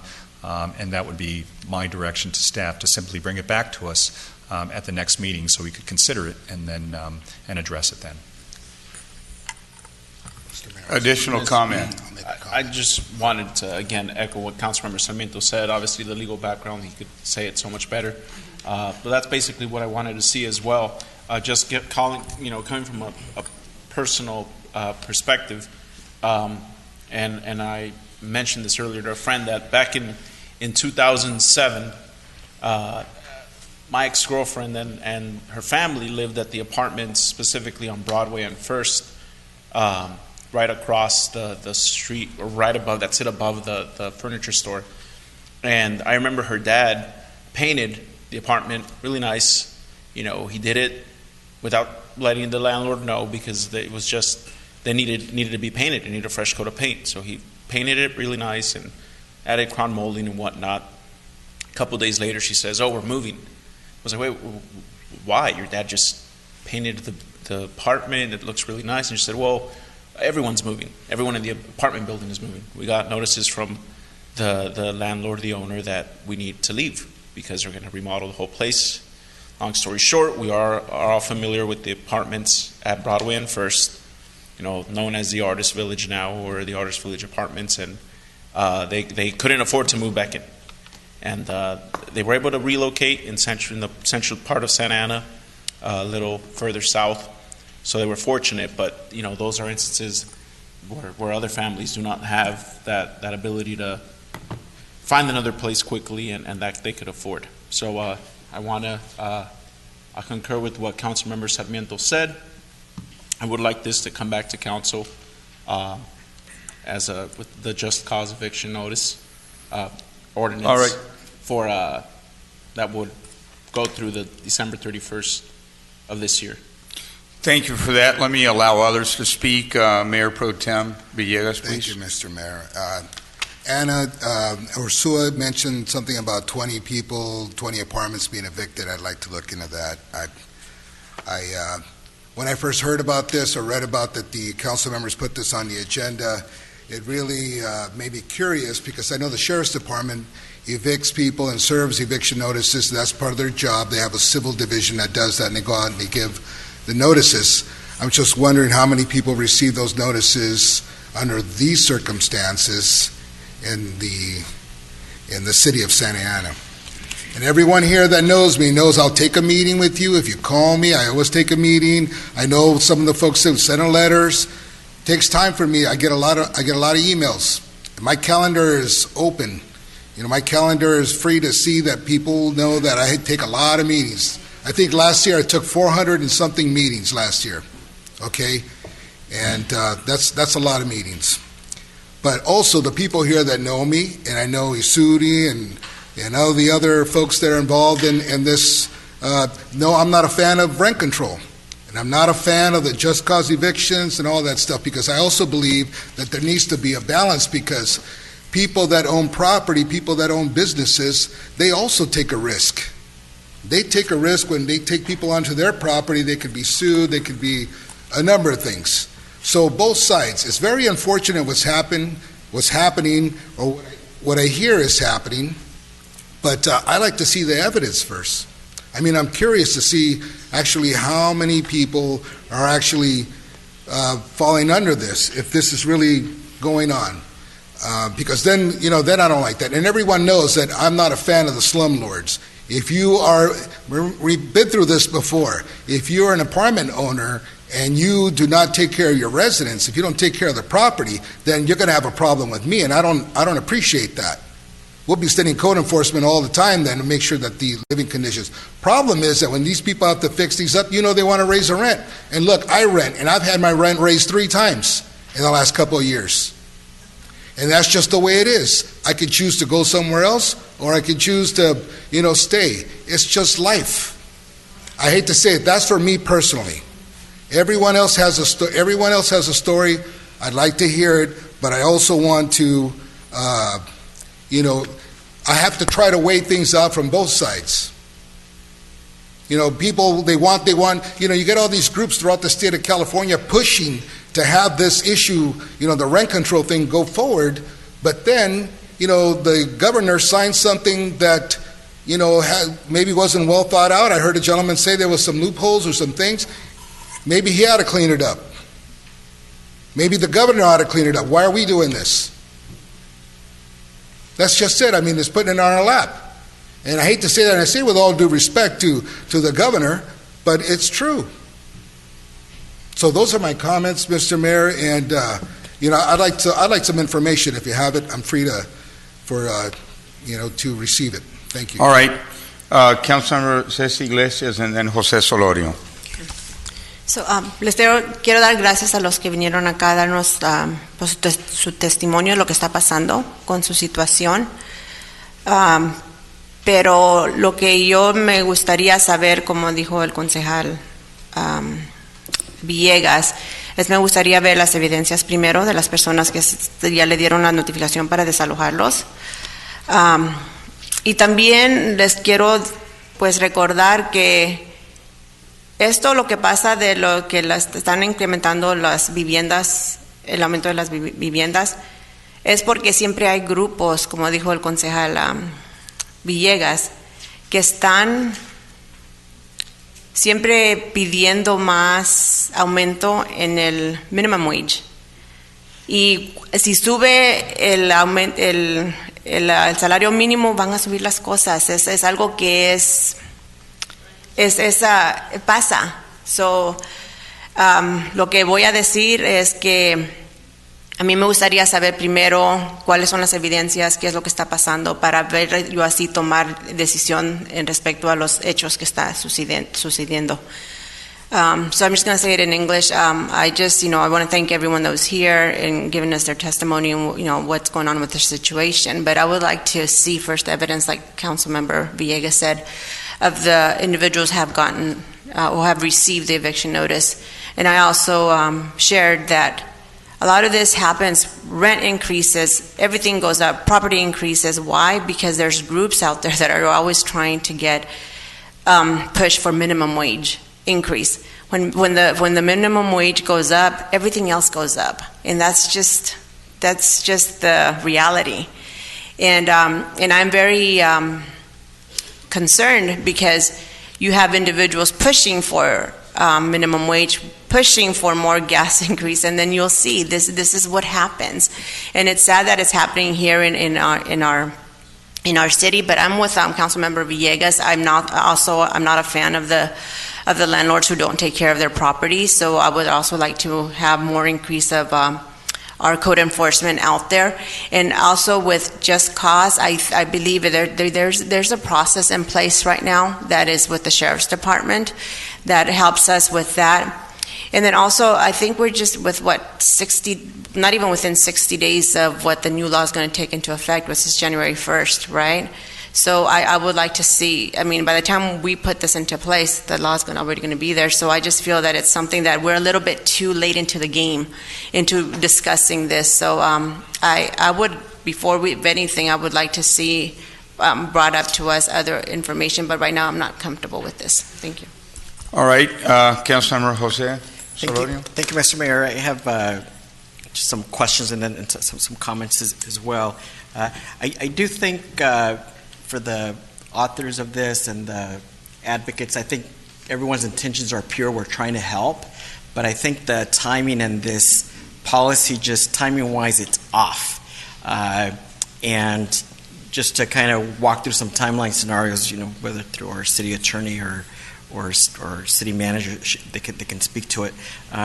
We don't have really an ordinance to vote on today. I know there was references on vote on something today, but we have nothing to vote on. Today would be when we give direction to staff to do that. So likely it needs to be written, brought back, and then a second hearing, and I think there's some time between the first and the second hearing. So can you speak a little bit to the usual scenarios that legally we're binded to on the timeline? Okay, so I just want to make sure I understand your question. You're talking about the timing of the ordinance, if you're doing urgency ordinance. Under the city's charter, the city council can dispense with the normal first reading, second reading, 30-day requirement. In order to take advantage of Section 301 of your charter, you would need to make findings that this is an issue that is directly addressing a health, safety, or welfare issue, which I believe you could potentially make those findings. You would also need 5 votes of the city council to pass such an urgency ordinance. So maybe in 2 weeks, let's say, you could come back with an ordinance, and with that vote requirement, it could come in. But then speak to, I know there was interest in us putting stronger eviction language that would be mandated onto property owners. Do we have that authority, especially in mobile home parks? Because I think that's the jurisdiction of the state. Right. And that was the area that was brought up. So the current law would allow landlords to serve what we call 30 or 60-day eviction notices on tenants who don't have leases. 30 days if you have lived in a property less than 12 months. 60 days is required if it's more than 12 months. The new law that's going to take effect on January 1st, 2020, basically says you cannot just simply provide those 30 or 60-day notices just because. Right now, you can do that just because. So the issue that you would be addressing, or at least what I should say more correctly, is what some cities have done is they have adopted these urgency ordinances that are identical to the state ordinance, but simply saying that you would prohibit evictions where those notices were already given, but people have not yet vacated their tenancy. They're still living there. So anyone who received an eviction notice prior to the 60 days, October 30th to December 30th, if they received an eviction notice before that date and might otherwise be evicted in the holiday period, these urgency ordinances would protect them, even though those notices might have already been given.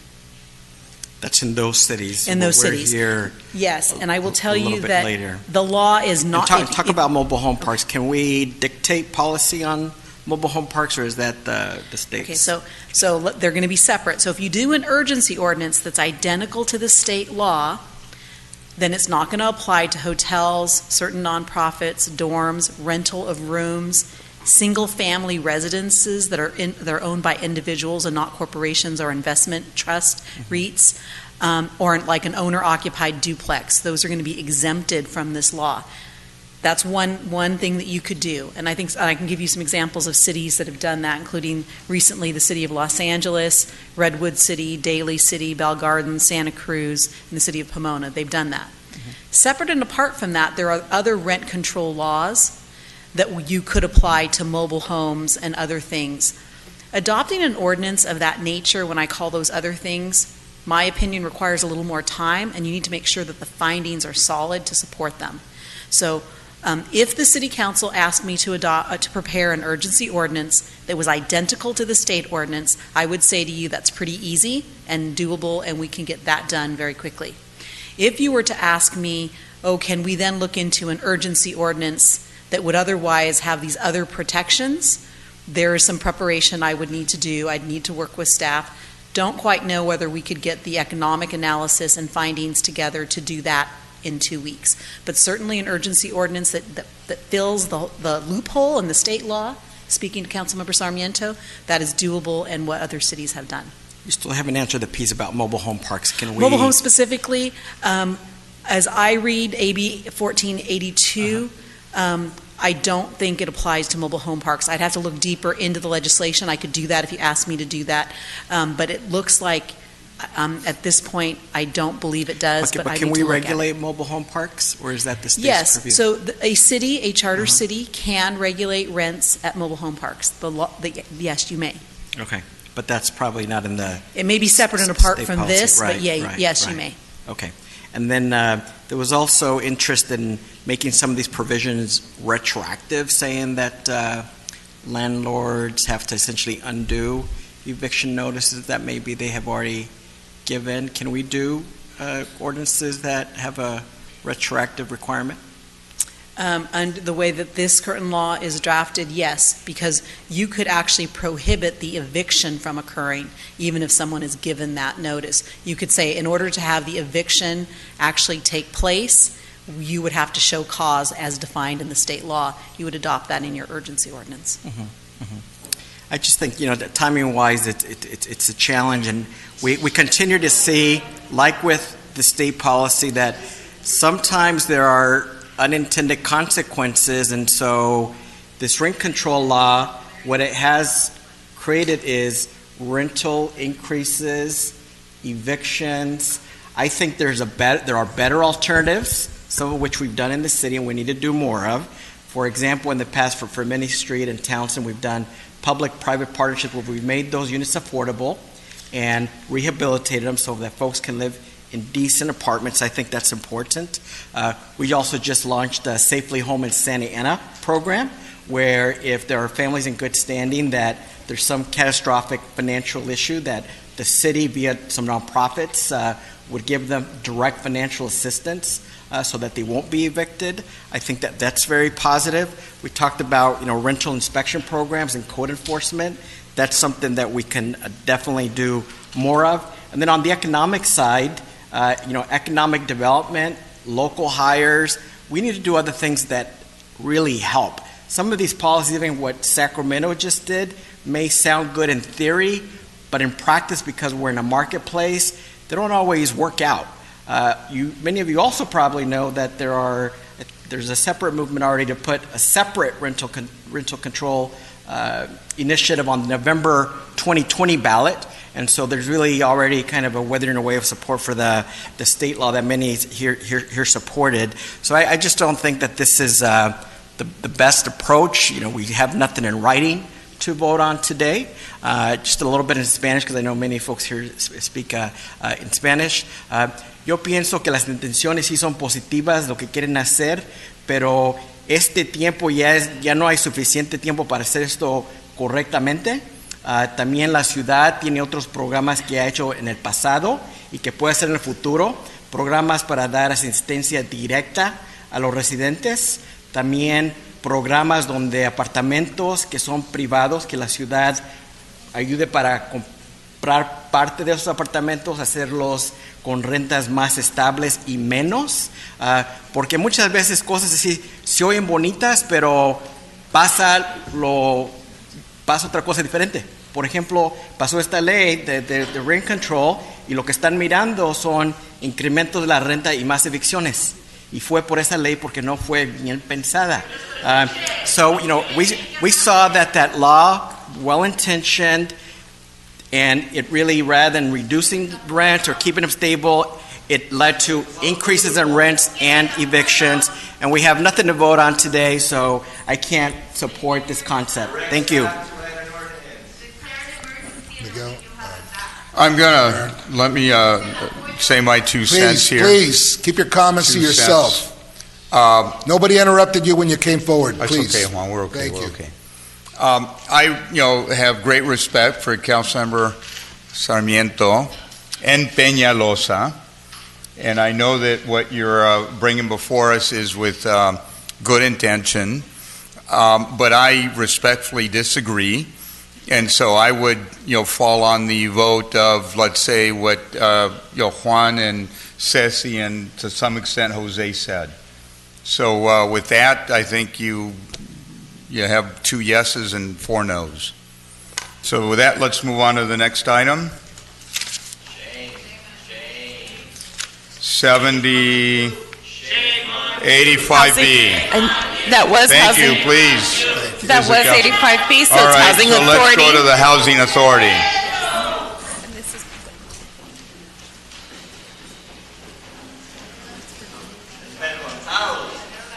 Peter Katz, followed by Kim McPeck. Maybe he did. Mayor, did you already address the Housing Authority agenda? No, we will in a moment.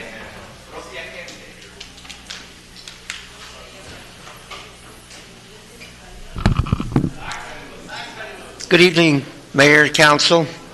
As you know, this weekend is Veterans Day on Monday. And what can you do to remember all of those that have served? You could tell a veteran thank you for their service. And you can attend one of the veterans events that we have throughout the county here, beginning with Saturday, November 9th from 10 to 1 at the Heritage Museum, where we will be honoring our Mexican-American soldiers of World War II. Also at the fairgrounds on Saturday from 10 to 3, the Orange County Fairgrounds, will be a commemorative service to unveil the restoration of the fighter jet that sat out here in front of the Orange County Board of Supervisors office. Will be restored at the Heritage Museum at the fairgrounds and will be unveiled. It's been completely restored, and that will take place at 11 o'clock on Saturday. Monday, November 11th, Fairhaven and other cemeteries will be honoring veterans because the day actually falls on Monday. And then Thursday, November 21st, at the Comlink tribute to our veterans of Santa Ana, we have a special presentation by one of our honorable veterans in the city. Chief Valentin will tell us his military experience.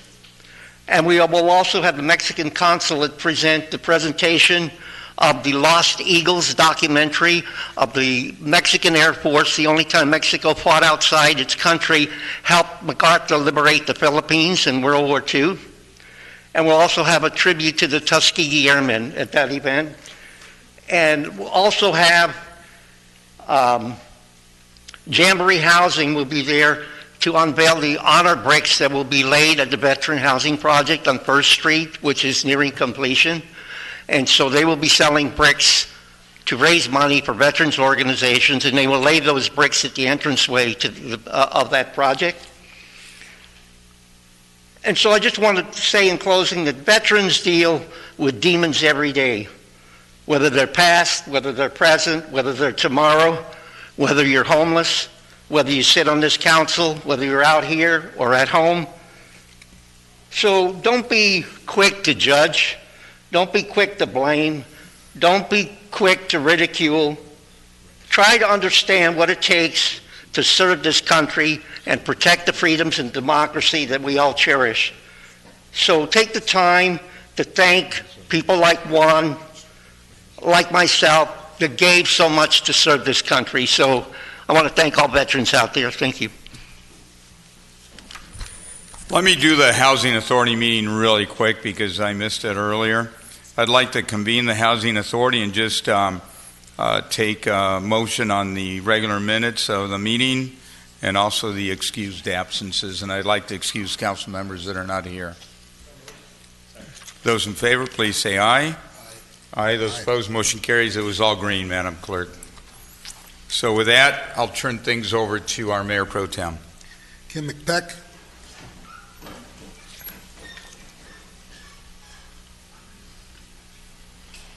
Followed by Leopoldo. Good evening, Mr. Mayor and Council.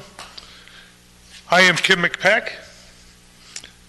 My wife and I and my family have lived in a house down on South Ross Street since 1988. Last month, my wife and I celebrated our 36th wedding anniversary, and last month I also celebrated the completion of my 31st year working for the City of Santa Ana in the Public Works Agency Street Maintenance Division. I have some good memories here with the City of Santa Ana. The Christmas parade, for those of you that remember that. Going to the kids' school for career day. And also have some sad memories. I spent 2 days and 2 nights at the Santa Ana Auto Mall cleaning up after the In-N-Out plane crash. Memories I'll carry with me the rest of my life. You know, throughout history, we know people that stood up, like Rosa Parks. Stood up on the bus, refused to get in the back. Cesar Chavez didn't just stand up for himself, but he stood up for a lot of people. Think what we'd be like today if some of those people didn't stand up. But here in the City of Santa Ana, where I work, when you stand up for yourself, you get blacklisted. And I don't dare want to compare myself to a sad time in American history when people were allowed to own other people. And when you own somebody that acted out, sometimes you tied them to a post and you whipped them with a whip, and sometimes you left them there for a few days so everybody walking by knew not to cross the boss. I need your help. You see, I got this form here. It's called an Inappropriate Conduct Complaint Form. I should give it to Human Resources, but it's hard to give the fox the keys to the henhouse. The previous HR director and my manager lied to the previous city manager about violating my employee rights. Bold-faced lied. Our current city manager sent me a reply to, unfortunately, I had to file a grievance. And then the third step of the grievance, the written response was, this issue has already been heard through the grievance process. 100% malarkey. Maybe somebody got confused and told her a mistake, or maybe somebody just lied. I don't know which one it was, but I know it was. When I had a third step grievance before, because I got a written reprimand because I came into work too early one day. And in that written reprimand, I asked the former city manager to look into my concerns about being harassed, bullied, told to park outside the city property and not to enter until my starting time, and retaliated against. And now I'm on a blacklist where my role as a street maintenance supervisor is completely diminished. So I'm turning this in. I hate to give to HR because they provided direction to my manager the entire process that I'm complaining about. I wish we had a third party that we could give this to, somebody that could fairly look at it and give an honest opinion on what I believe is a no-brainer. All right, thank you, sir. All right. Thank you for your 31 years also. Appreciate it. Been a pleasure. We'll speak with the city manager about it. Thank you very much. I'll wait for results. Thank you. We, next speaker, Leopoldo Arguello. Arguello. Muchas gracias. Hi, City Council. I want to read the protest object about the raise of the water again for another 5 years. When the city raised the water rates in 2014, the city claimed it was only for 5 years. I attended the council hearing and protested the increase. I asked where the water funds were being sent. Now, the city is again trying to increase water and sewer rates, and again promises it's only for 5 years, and has asked residents to just send their protest if they object. I am here today to object to the rate increase. Notices were sent to property owners, but no ballots was sent to allow property owners to vote yes or not to the proposed rate increase. A former councilman members say water funds were being transferred to general fund, which will be illegal on the Proposition 218. The city has 316 million budget, yet we see our parks neglected and poorly maintained. I have complained several times about a park near my home, and nothing has been done. Streets are in need of repair. City departments are closed on alternate Fridays. City managers are hired for short periods. They fired and given a large severance bonus of over $300,000. The mismanaged city has gone from bad to worse. Where are all the water funds being sent? The city cannot just say on short notice or propose rate increase and ask residents to send written protests if they object for the rate increase. The city must comply with Proposition 218. If the city attorney will not advise the council that they must comply with Proposition 218 procedures, then maybe we need new city attorney. No neighborhood meetings were made to allow the residents to ask questions on how the rate increases will affect property owners and tenants.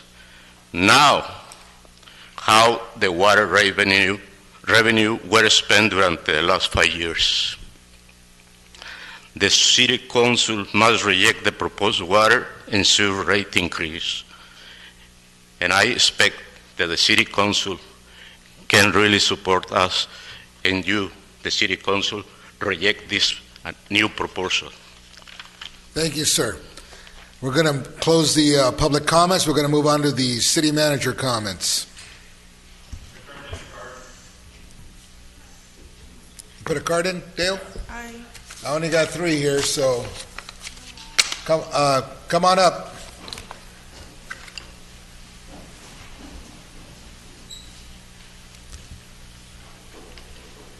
Last speaker of the night.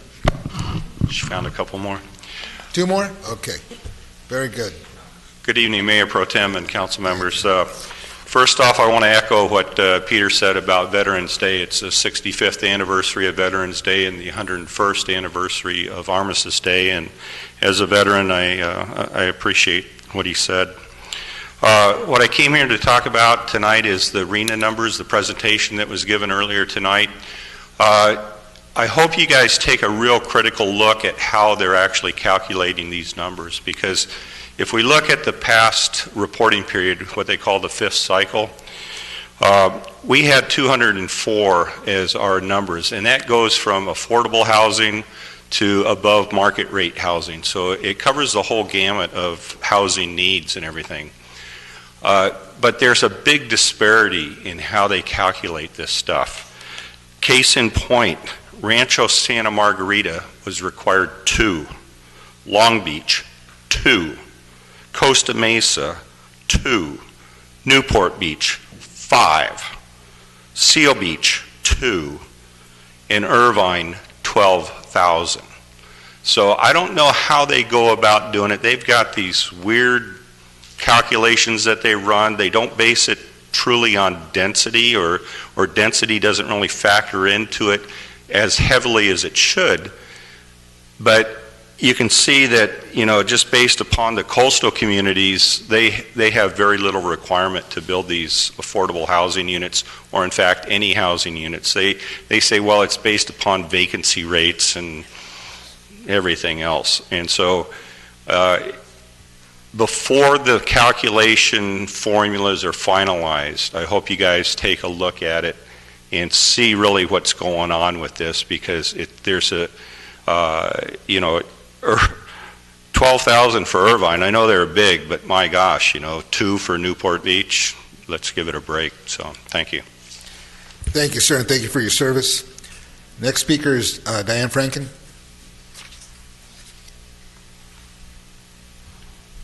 Good evening, Mayor Pro Tem and council members.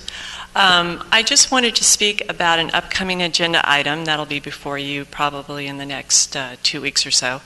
And I'd like to urge you to listen to your planning commissioners on this particular item. This will be the third time that they've denied the proposed project at 2525 North Main Street. And there's been a lot of discussion, a lot of testimony taken. They've had the time to look at this for over a year and a half. And the project that's going to be before you is still a high-density project, and it's not appropriate adjacent to single-family residential, and it's going to create a public safety issue. So when you see that, make sure you take a look at the new redesign, because it does have an offset intersection, a new curb cut, and there's just going to be a lot going on that section of Main Street there. So again, I urge you to listen to your planning commissioners. They've done a lot of the boots on the ground work for you, and I thank you for your consideration. Thank you very much. We're going to close the public comments, and we're going to move on with the city manager comments. Thank you, Mayor Pro Tem. Just a couple of items. I wanted to mention that, on Sunday, October 27th, we celebrated our 150th anniversary, and it did take a lot of work from city employees at all levels, working for months, planning and preparing for that event. We had an estimated 4,000 people in attendance, and we received many compliments regarding the event. And we have a very, very brief video just highlighting the event that we want to share with you.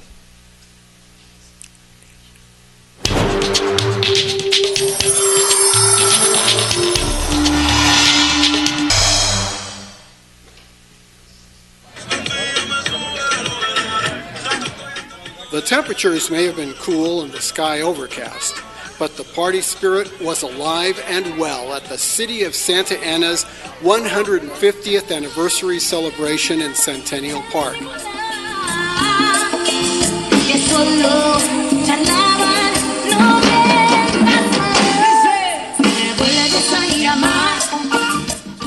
Thousands of people attended this event, which featured entertainment,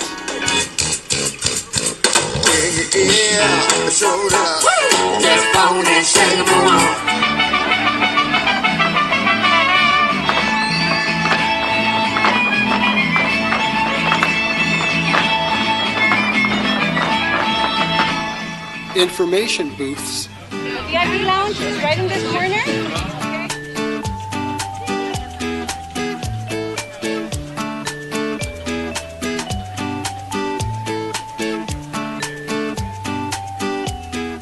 food, and activities for the entire family.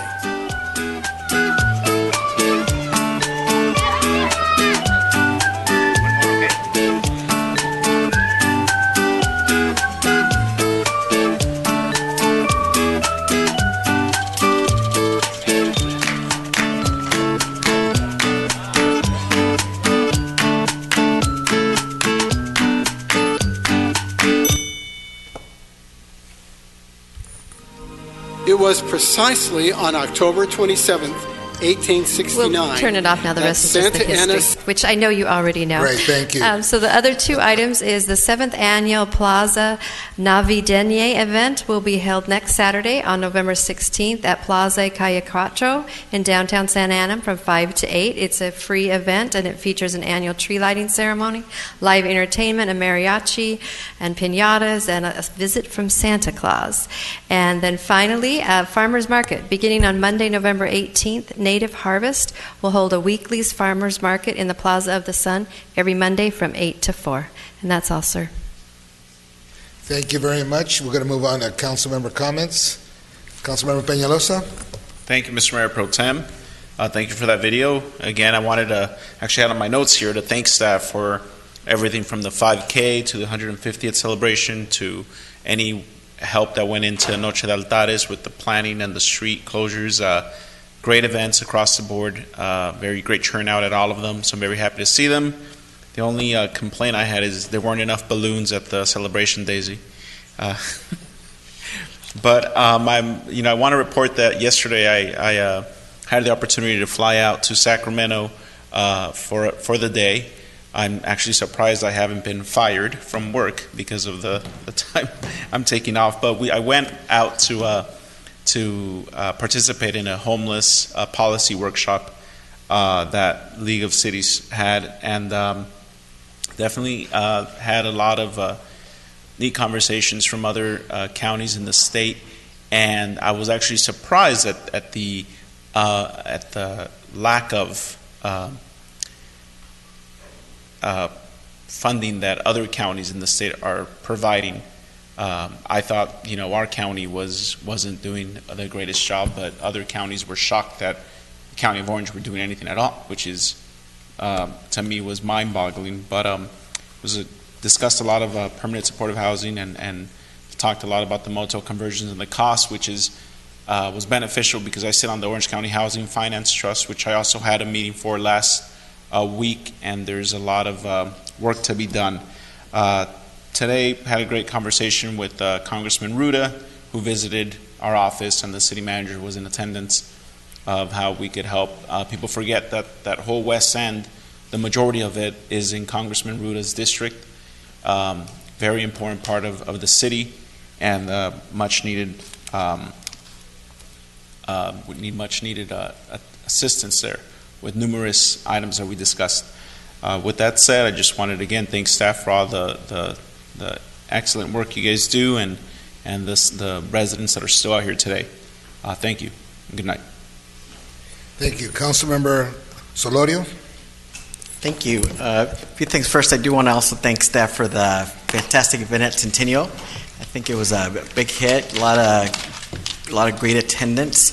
I think what really helped on the attendance side was the insert in the water bill, the mailing, and then the individual separate direct mail. And I think, community-wide events like that are important. And, next year is not a big anniversary, but I think we ought to think about something maybe not as big, but comparable in terms of outreach and mailings and family-oriented event, because I think a lot of folks enjoyed it, and there were a lot of people there that typically haven't attended in the past.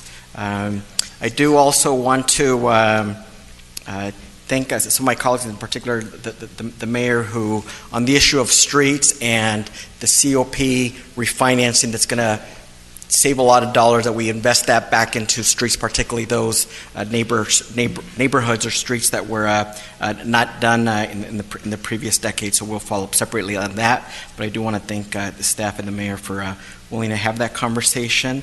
I also want to thank staff for the continuous improvements in technology. The My Santa Ana app is upgraded. It's looking great. We're getting a lot of good comments already. I know I've gotten some engagement, and some folks thought it wasn't working. I'll refresh it or re-download it because it's new and improved, and they found it. They're excited, and it's all good. Similarly with the dashboard that addresses how we're doing on the homeless front, I think we keep adding features there. And with that, it might be time to do a little bit more social media on that, or one of these press releases that we do through our email system so that folks can know what's there, because it really is impressive how much work we've done and how comprehensive approach it is, from services, housing, enforcement, the quality of life team, as well as now also the park security team that we're starting to get very good compliments on. And then finally, I know as part of earlier budget and related deliberations, we talked about the Youth Cannabis Fund and really letting the Youth Commission kind of take the initial the initial first start on recommendations, but the amount is pretty sizable. I think it's $4 to $5 million, and it could take some time, and they're students, and they only meet monthly. I think it may be worth our while to have them focus, let's say, on half, and maybe Parks and Rec Commission, maybe they also are given a similar assignment, because a lot of youth-oriented things are also parks and library related, and I think that would be helpful on a few fronts, including just more people being involved and being helpful. So those are my comments, and again, thank you all for staying the night. I know it's been a long night. Thank you. Councilmember Sarmiento. Thank you, Mr. Mayor Pro Tem, and I also want to thank staff for all the hard work that they've done, and I also want to welcome back somebody to staff that left us and came back. So, Daniel, welcome. Man, you are a glutton for punishment, man. I don't know, but it's glad to have you back. It's good to see you came into us as an intern, and it's great to have you back as a full-time employee. We look forward to working with you. So, welcome to you. I did have a good conversation with Vicki Talley with the MHET, and thank you, Vicki, for taking my call and reaching out to me on the rental assistance for some of our folks at the mobile home parks. And I know you're going to be having a conversation with city staff on that. I know the city, this council, pledged $25,000 on rental assistance, and I know that probably implementation is going to be discussed, and how we go about this. So I look forward to you all having a robust conversation on that, and thank you for your willingness to help on that. I also just wanted to remind staff on an email I received on the MHA, on the mental health site, and we still are having some issues there, and I know we brought that to the attention of staff, and so if maybe we can have an update on that, Madam City Manager. I know it's just it's a recurring problem, it's a chronic problem, but to the extent we keep our foot on that accelerator there. I did want to thank you all for something that kind of went unnoticed, but not really. I think the Mayor Pro Tem and Councilmember Peñalosa were there at the Employee Appreciation Luncheon that you had. It was very well attended, man. I saw some costumes I would not have believed, and I saw Ron Ono in a Run DMC outfit, so that was worth all the tacos in the world. So, he's not here, but I kept that photograph of him because he looked great. And so, and Min had a great Bruce Lee going on. So, look, I think I think it speaks to your good leadership, Madam City Manager, that you encourage so many folks from staff, including the city attorney. Look, everybody was dressed up and looked great. So that just speaks to the change in culture, I think, that all of us are starting to see, where we're starting to not only work and address challenges, but also just have fun with one another, which is what we should be doing. That's life. Finally, I just wanted to invite members of the public and my colleagues and anybody else who's available for this Friday, November 8th. At the Orange County Water District, we are going to be breaking ground on the final phase of the groundwater replenishment system, which is an internationally recognized system, the largest reuse facility in the world. And we deliver about 100 million gallons a day through that recycling process, and we are going to be increasing it to 130 million gallons a day that we provide for the groundwater basin, which we then provide to those in the county. And within our service area, but it is something that many folks don't know about.